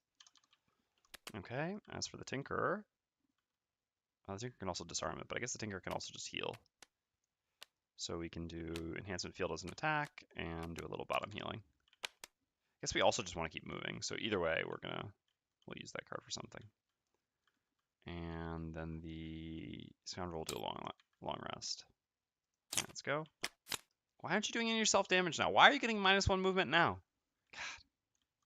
Just getting trolled. All right. Ooh, geez. +1 movement. 5. 1, 2, 3. So from here, it actually has range and line of sight. Uh-oh. Tinker's not prepared for this. The +1 movement, huh? All right. -1 attack, so attack 4 on the Tinker. Yep, that's a card. Goodbye, Disintegration Beam. So then the regular has 5 movement as well, but 4 range. Oh god. Well, I guess we may not be getting anything. The Flame Demon's caught up like crazy. Okay, so that works, right? So 3 -1 is 2. No, we have 2 life, exactly. God. All right. Well, we need early initiative. Not that badly. Traps can slow them down, but we need move 4s as well. So move 4, and we got to keep the loot. All right. Well, that sucked. Mindthief's turn. 2 experience, create ice, activate the Mind's Weakness, but don't hit anything. Use Perverse Edge to hit the Stone Golem. Attack shouldn't do anything. No, 3, but no damage. But a stun. At least. Alright. And then it's the Tinkerer's turn. So who do we heal? I guess the Tinkerer will heal himself because he can't afford to lose any more cards. Mindthief should actually pop the potion real quick while we're at it before we forget. Okay, and then... Oh no, so we need to not heal, we need to move. Yeah, that's it. So, yeah, because the 2 health there doesn't really matter anyway. So we'll use Enhancement Field first to attack. It's an attack 4 because of the poison. Now we'll... Actually, we're never going to use Crankbow, so we'll just use the goggles now. Classic. Alright, so 1 damage. God, we're never killing this. Down to 8. And then we're going to use the bottom Dangerous Contraption as a generic move too. Alright, Earth Demons have +1 movement, so 4, 1, 2, 3, 4, and 3. 2, 3. And then the Stone Golem goes, loses its stun, and takes 1 damage from the wound.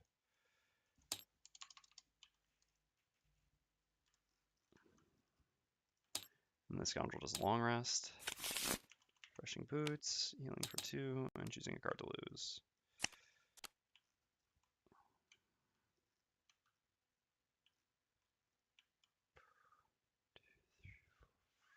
Now we can't even make it to do something meaningful. Guess we can go tank. Oh, yeah, our summon's gone. Guess we could backstab for 5, 6, but it would take us 1, 2, 3, 4, 5. Yeah, we would be 1 movement short of making it there, unfortunately. And the Tinker really needs a long rest here to get our boots back. So yeah, we'll just go tank. Big move. Big-ish attack, I guess. Sure, why not? Oh, wait. Oh, no, yeah, we were long resting. Yeah, so we were choosing what to lose there. Nope, so we'll play these 2 cards. Alright, and then the Mindthief wants to go help kill this, because that's how we get this door open, so the Tinker can get through and get all the money. So we have ice. We should have created dark last turn, but we did not. It's okay.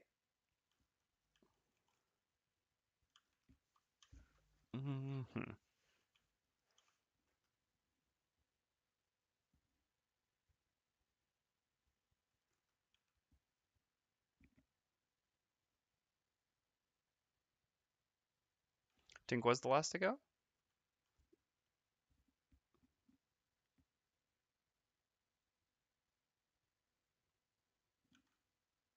Hold on 1 second. Let me just figure out the other thing.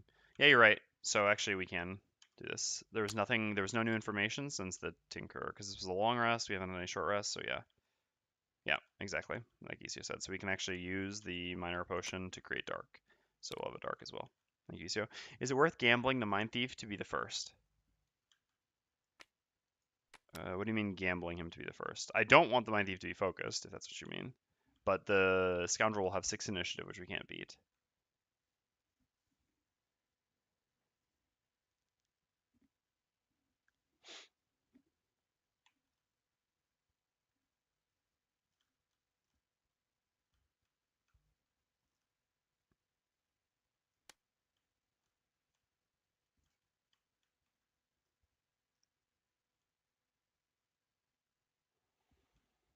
Is it worth having the Mindthief go first to kill the elite, open the door, and have the Scoundrel loot the treasure? Or is that not possible? Unfortunately, it doesn't matter. If the Scoundrel loots the treasure, it is actually possible, but oh, damage-wise, yeah, it's maybe, I mean, nah, it's not very realistic, right? We get to make an attack 9 on something with 3 shield. Well, we just have to flip a +1. It's not unrealistic, but the problem is it doesn't actually work. The treasure you don't get to keep, apparently. So, well, because it says, if the scenario is lost, reset the treasure tile, right? So I'm assuming that the thing you get in the treasure, if you don't successfully complete the scenario, you don't get to keep it. Yes, presumably. I mean, this is my interpretation of what the scenario says. If the scenario is lost, reset the treasure tile. So yeah, even if I could get the Scoundrel to go pick it up, I can never ever get the Scoundrel to here, even if I still had the stamina booster. So in that case, my priority is just to get all the coins, and Tinker can at least loot all these coins with a single action, which is just the most efficient way to do this. So that's my priority is just getting the Tinker through. So I'll send the Scoundrel back to tank. All right. So we're gonna Hamina whatever we play here, so I guess it really just doesn't matter at all. But I guess we get some flexibility if we play a move 4 thing. So we'll see. All right. Let's go. So the Flame Demons go first.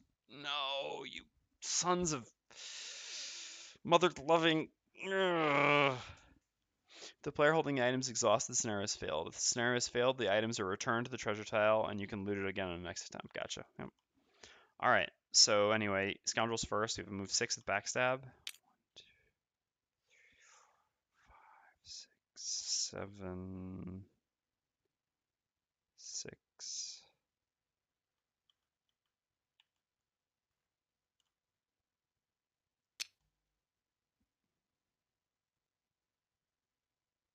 Yeah, I guess just stopping here is fine. 6 to there. Boots do nothing. Doesn't matter.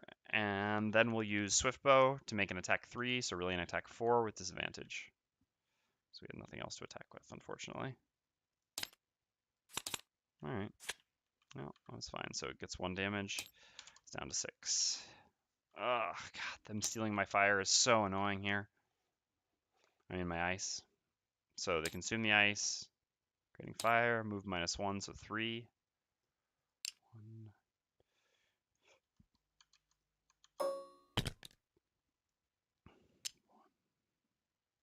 2.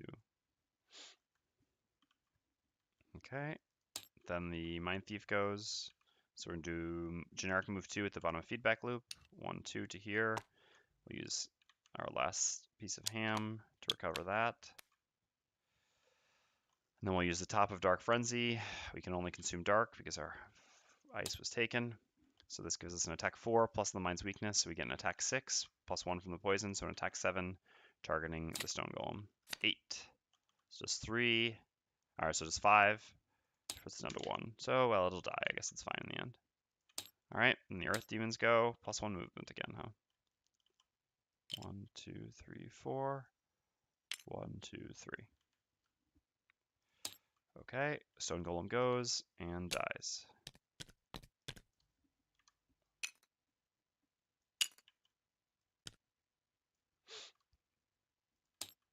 And the Tinker takes a long rest.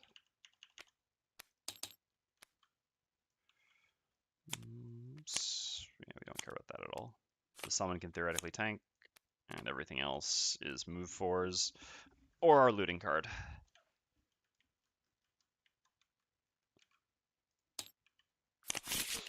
All right. So what next? Do we try to kill the elite flame demon somehow so that we can maybe win the scenario with the Tinker? Oops, I forgot to place the second trap. Make a call. Should be there. In that case, yeah, this still would have been the path it took. No, it could place it. It was here. There was nothing here before.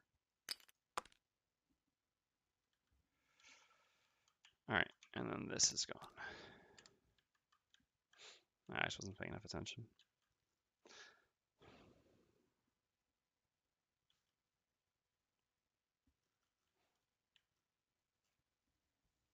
Is there any way we can ever kill this with one of these? I mean, the Scoundrel's out. She can long rest just to tank a bit, which she might as well do, but there's nothing more she's doing. Yeah, I understand. Can we kill this? I mean, I guess this is maybe more realistic. The problem is the 5 shields on the Flame Demon are just too high for the Mindthief to get through.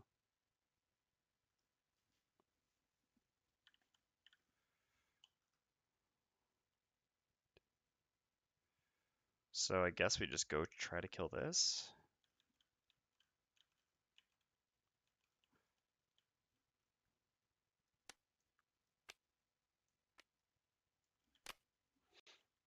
And then maybe the Tinker gets to win. I mean, it's worth the try. Well, I mean, I guess what else we have to do is grab coins, but we can always just grab the coin if we want afterwards. So yeah, let's just go for it. Why not? Got a little bit of invisibility to spend still. All right. And so the Tinker does long rest. Already did the long rest, so the Tinker needs to move.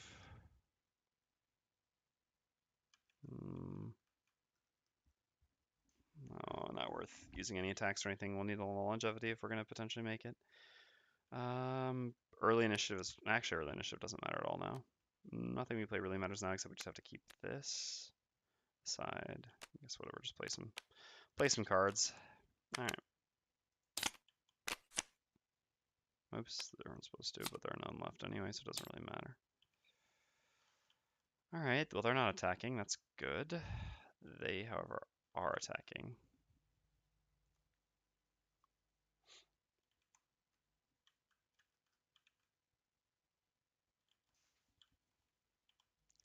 All right, so Mindthief's first. We're going to use the bottom of Corrupting Embrace to do a move 4 jump, creating dark. 2, 3, 4 to here, poisoning everything we move through. And then we're going to use Frigid Apparition as an attack 5, +1 from the poison, so attack 6 on the Elite Earth Demon. All right, that's a good start. So that's a 12. There might be a chance. All right. So now we have another interesting question. Yeah, so we actually shouldn't go invisible this turn. We should wait 1 turn to go invisible. Because here we're only going to get an attack by the Elite, which is an attack for 5, so it would literally have to crit. And then after that, next turn we can go early at 9 and then go invisible. Hopefully the Flame Demons won't go before us at 9, because there's always that risk. They've already done their 3. I think they can't. All right. So then the Flame Demons go, and the Elite attacks the Scoundrel. The regular does nothing. All right. The health of the Scoundrel doesn't matter. So then the Earth Demons go. So this one moves here. The Elite attacks the Mindthief, so it's an attack 5, 6. Mindthief goes down to 2 and is immobilized. All right, and then a long rest for the Scoundrel, which doesn't really matter. All right, Scoundrel's eliminated. Oops, we forgot to do the Tinker's turn. 1, 2, 3, 4. Yeah.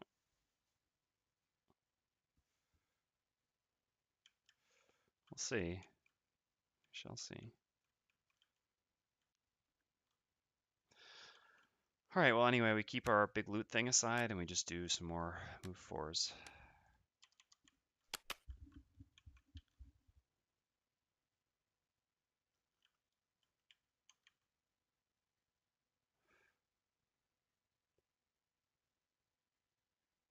Yeah, then we do loot. We can short rest, we can long rest later. Yeah. All right.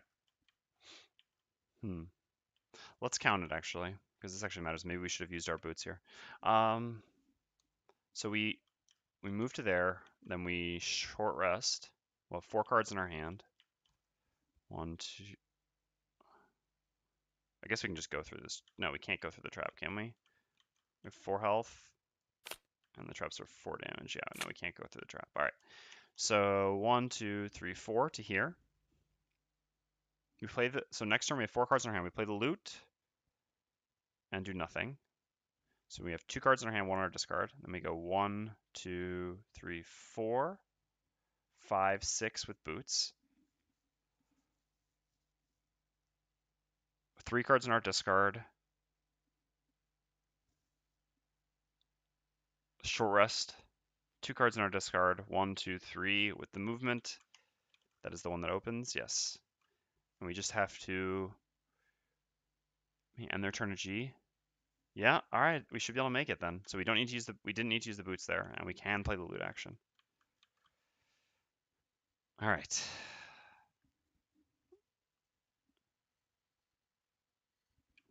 This is assuming that the Mindthief manages to kill this Elite Earth Demon, which is still a big ask. But otherwise, we're still on track to just loot the stuff. So, all right, let's go. So Mindthief's first.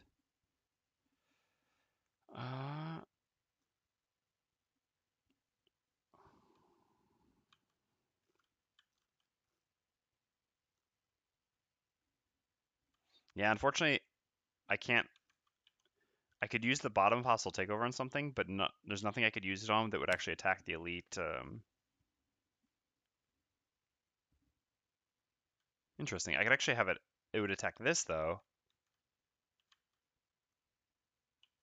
and then it would take retaliate. It would take 4 retaliate actually. Yeah. If I make the flame demon work for me, it doesn't help because this flame demon will just attack this flame demon because lower initiative.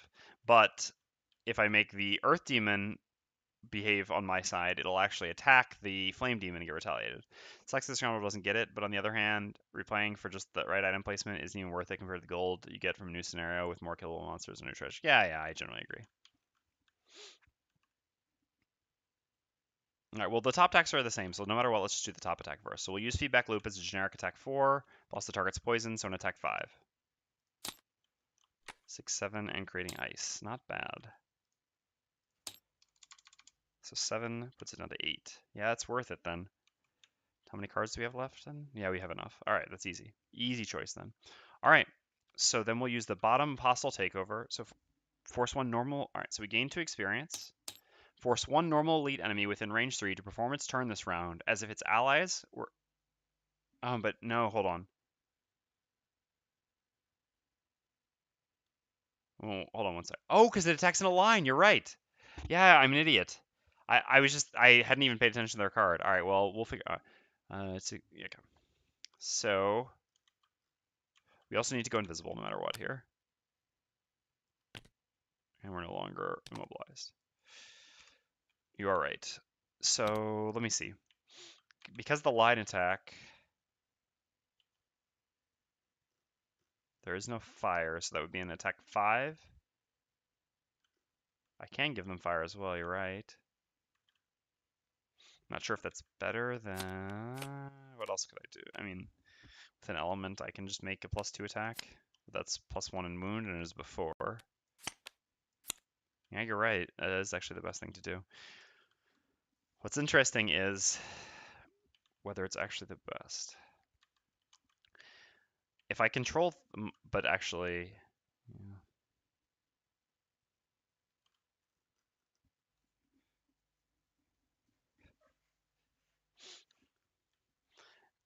If I control this, I get 4 guaranteed damage. If I control this, I get 6, but I guess only a miss makes it worse. So as long as it doesn't miss, it is still better. And if it does miss, then the wound still gets it to 7 at least, which allows my 5 to hopefully kill it. All right, so yeah, I will create fire, as you said, that's right. All right, so we will actually mind control the elite flame demon.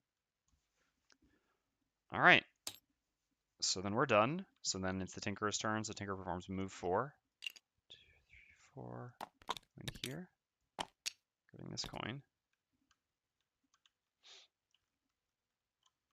Okay. And then the flame demons go, so the elite goes first and attacks both of these in a line. So it consumes the fire. So this makes this an attack 5, plus 1 is 6, plus 1 from the fire is 7. So an attack 7 on wound on both these targets. First on the regular, then on the earth demon. Oh, I should have done it the other way. Oh, God. At least then I would have gotten 4 damage instead of... God, that's incredible. All right, so on the regular wind demon, or on the regular flame demon, I've actually got to do all this stuff. Yeah. That's so crazy. I mean, I think it was still correct to do it this way. I mean, the odds of exactly this, I mean, it's only this that actually makes it worse. That is crazy, though. All right, so like I said, it was 7 here, and this is 4 shield, so it takes 3 damage and is wounded, so it's actually just going to die right away. And then this actually takes 4 retaliate. Yes? Yeah, because, yep, going down to 3.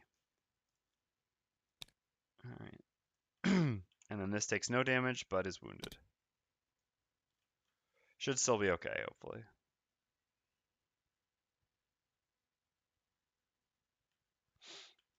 Yeah, the other way was risk-free, which is fair.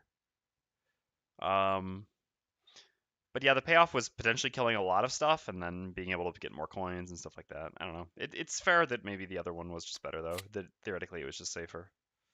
I don't know. I consider this so unlikely, but I've considered a lot of things unlikely this scenario, and they've turned out happening the way that I wouldn't have wanted. So, I guess the downside here is that this is actually going to start running back around, which is kind of bad, actually. Which is actually quite bad. Yeah, that's another fair point. Well, I guess this was always going to. Anyway, so then this dies.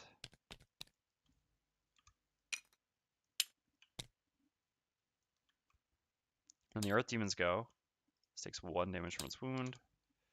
Has 4 movement. 4, 3. Okay, and that's the end of the round. So short rest. We gotta go kill that thing. It has 2 conditions on it. It's a fair amount of damage. And it's early initiative. Sure, let's blow it up. Sure. Okay.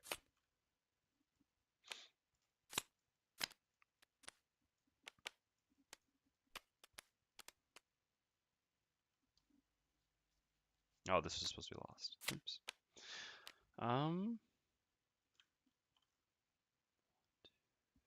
We need to go quickly. Would have been nice to be able to go late, but because they moved away, it's not a possibility anymore. So we'll do this. That's stupid. Let's not do that. I shouldn't have. Because I might actually need to tank for a turn, so losing cards actually matters. Having 2 cards in my discard is 1 more attack I can tank.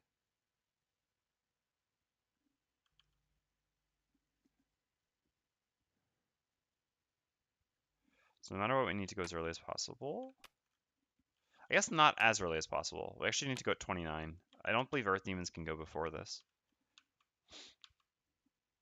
And I guess we'll use this, maybe?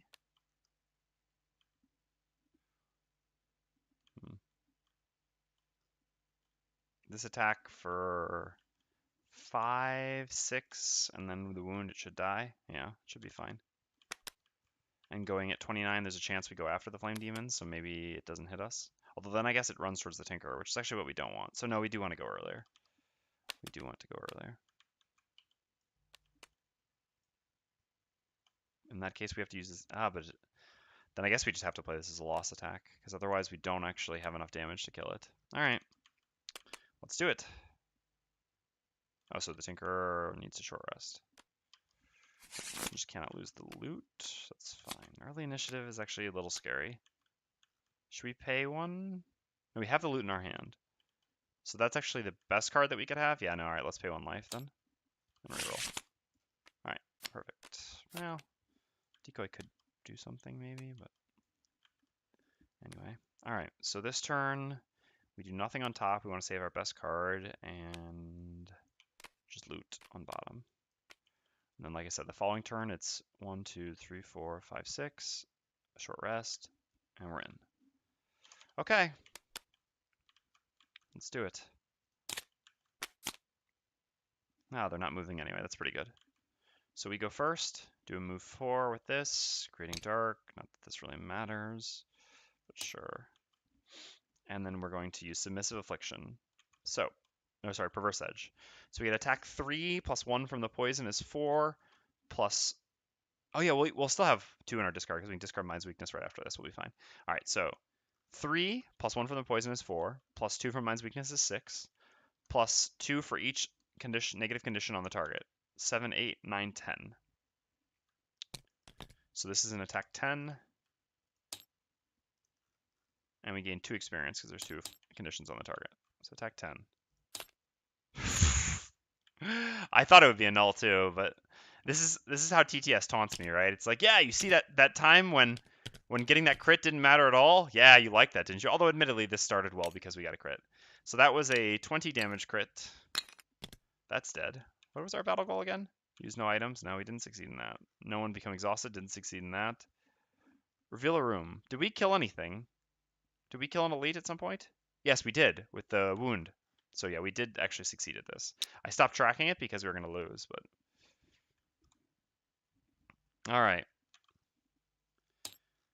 So that's lost. And then this goes in our discard, and I'll just immediately discard the Mind's Weakness as well, so that I have 2 cards in my discard. In case. Oh, not during our turn. You're right. You're right.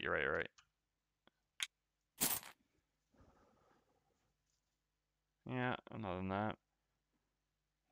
Yeah, well, no checks. So be it.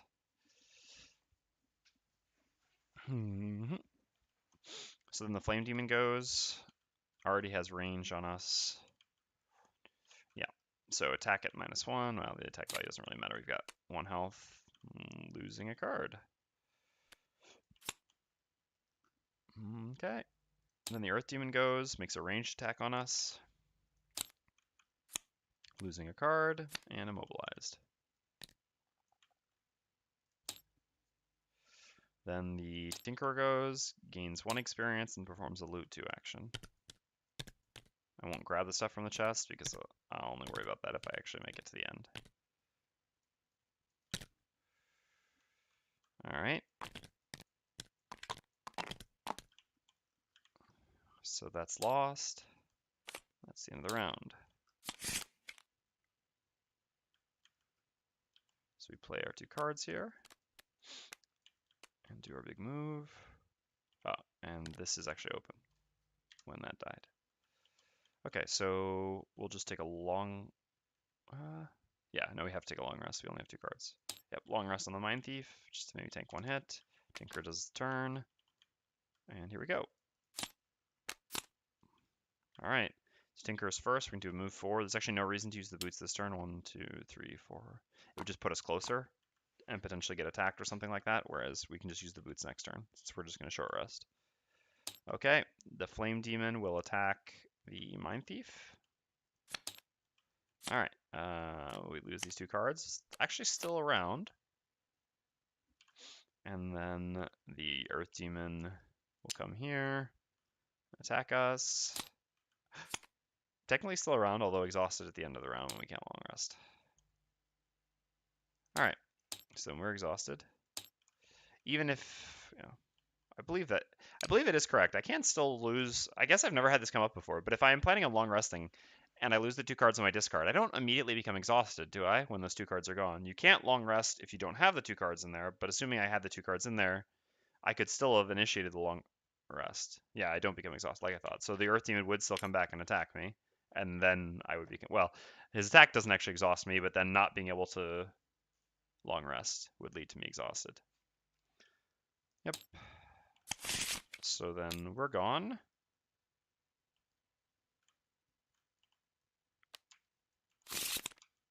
All right, losing that is fine. Okay, well, Tinker's playing his 2 cards. So move 4 plus boots is 6. 1, 2, 3, 4, 5. Tinker and MVP indeed. Wow. So with 2 people already exhausted, the Tinker manages, literally with his dying breath, on his very last turn, to stumble to the altar and throw that stupid helm. All right, so we got to go grab the actual items now. So this is chest 62. Oh, it's on the same book. Yeah, I'll just copy paste it. To throw that stupid helm into the fire or whatever. So we gain items 110 and 115. Oops.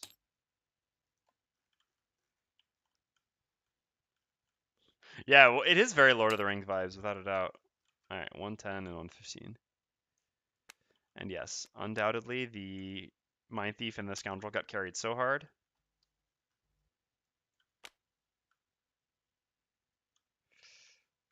All right.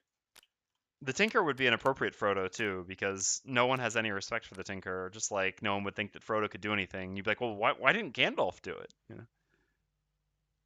Can I read the helm? Yeah, I'm going to read it as well. All right, so we have to sacrifice one of these. When attacked, if Earth is strong, immobilize the attacker, or summoning hammer thing. I don't think anyone's ever kept the helm. I don't really understand. I guess it's for some sort of like a Cragheart tank build, right? Pretty suspect. Pretty suspect.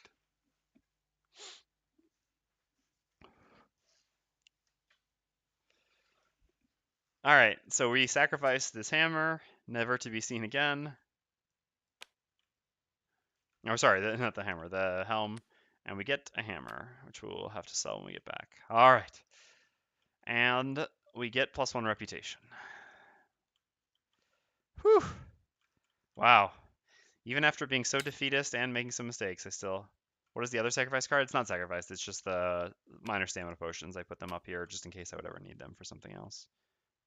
Before replacing them with Hamina potions. I need to replace the majors with Haminas as well. All right. So, like I said, we have no check marks, but we do... God, do we really just gain 1 experience? Woof. That's a 5. All right. So we successfully completed the scenario, which is 82. All right, all right.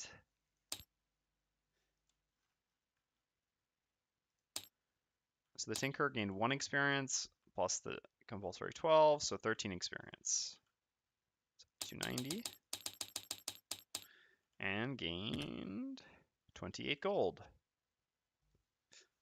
Evan's Hook Gun is a good card, yeah. And we'll just sell this immediately. So instead of 28, we'll actually gain 53 gold. So that puts us up to 58.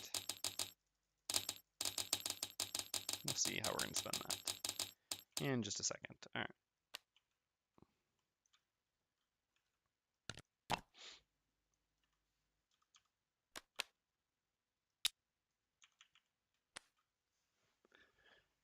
And the chest is gone. All right. So here it's 29 experience.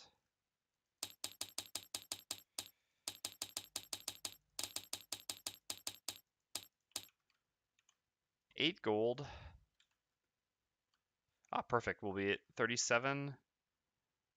Are we close? 13 now. We would need. All right. So we have. Sorry, not 37. We'll be at 47. So I'm just going to spend all 47 immediately and buy that which needs buying. The Skullbane Axe, so that we can start the Mindthief's inevitable journey towards retirement. Not in any hurry, but we did need to buy it. So the Skullbane Axe is during your melee attack, targeting a living corpse, living spirit, or living bones, add +5 to a single attack. All right. Oops. The goal for the Mindthief is this precisely. It's we have to kill 7 living bones, living corpses, or living spirits using the Skullbane Axe.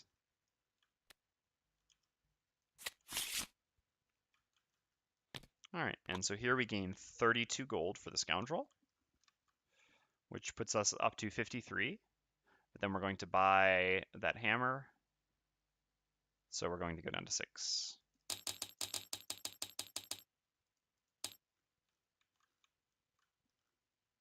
And get the hammer in the mountain.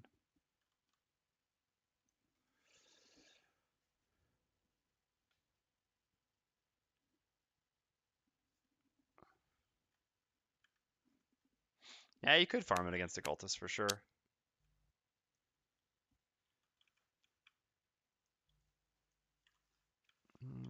Clear this. Reset this.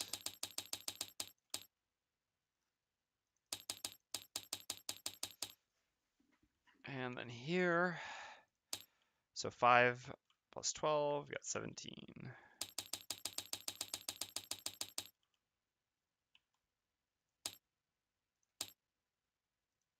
Finally level 6.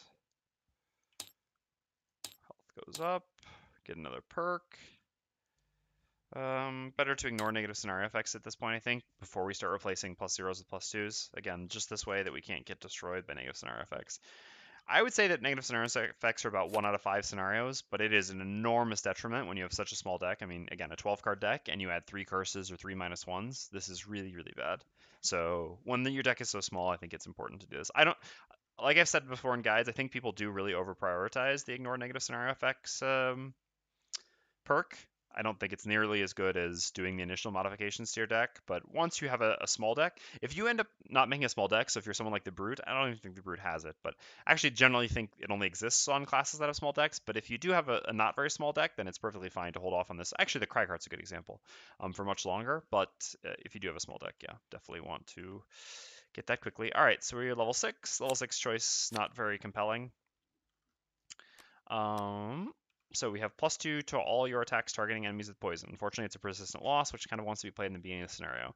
The idea is to combo this with Watch It Burn at level 9 and all your dagger throwing.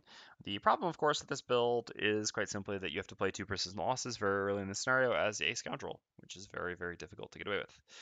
The bottom is also honestly quite alright as an attack 2, poison immobilize, 1 experience. Neither half, so the top is powerful but difficult to use, is fine in our party because the Mindthief can poison things, the Tinker can poison things, and we can poison things. At the same time, Burning Oil is just a really, really good card. Amazing initiative for the Scoundrel. A loot 2 on bottom, which is a non-loss, which is great, and a nice ranged attack. So unfortunately, as tempting as Crippling Poison might be, Burning Oil is just way too good of a card. This is probably the action before level 9 that I play the most on the Scoundrel, to be perfectly honest. Just such a good action. It's just so consistently useful. So even though Crippling Poison tempts us with its promises of some sort of a stabby stab build, or a poisony poison build, at the end of the day, just got to be Burning Oil. All right. Why does it also give an XP? Because you're a Scoundrel and you're supposed to be rewarded for what you do. But yeah, it's a very fair question. I mean, admittedly, the Tinker is level 1. I mean, the Loot 2 Loss is level 1 card, but it pretty feels bad that they both also give the exact same amount of experience. Just do this. All right, and that'll be it for today and for this week. I'm gonna try to set up doing some custom class testing on a weekend, but it will not be this weekend because I have so many things to catch up on in terms of like getting videos uploaded and all that stuff. So the next time I stream will be Monday, and we'll be continuing this campaign, working on getting towards level 9 and working a little bit towards retirement. Obviously not beelining it for it, but trying to make our way because I am really looking forward to. It's not that I reasonably enjoy this party. I mean, it's all right. It's not the best, but it's more just It really feels bad playing 3 players and making so many mistakes. I'm looking forward to getting back to playing 2 players so I can just be a little bit more focused. I find playing 3-handed solo is quite taxing, and I am quite honestly not that excellent at it. So yeah, I look forward to getting to do some 2 players. That's not to say that it's an interesting party. That's half the fun. Yeah, that's fair. It's not to say that I will never play 3 players again in this campaign. I certainly will to do some other party compositions, but in the immediate future, there'll be some 2 players. I I will play 2-handed with the unlockables in the immediate future, but it'll depend going forward. So I'll obviously let people vote on which ones we play, but yeah, there are certainly some classes I don't think it's any surprise to anyone who's watching now that Music Note is better in a larger party. So if I play Music Note, I'll probably try to play it in a 3-player party, although maybe it's better to just play it in 2 players. I don't know. But yeah, I mean, there'll be some stuff that we do with 3 players. I'll never go up to 4 because that's just way too much. But I will probably, unless obviously the party really dictates it, I'll try to play 2 players to begin with. What choices will we have? We'll have Angry Face, 3 Spears, Sun, Music Note, and Triangles. Yeah, for example, if I play Triangles, it'll probably be in a 3-player party. Yeah. Anyway, so that's it. Thank you very much to everyone who tuned in. Sorry about some sloppiness and the small pizza break and stuff like that. Normally, I do a good job of making sure I eat beforehand, but as Intera said, sometimes we have the streaming diet. And the next stream will be on Monday at 4 p.m. GMT +1, the usual time. Appreciate anyone who tunes in. Otherwise, have a good evening and a nice weekend, and hope to see you all soon. Take care.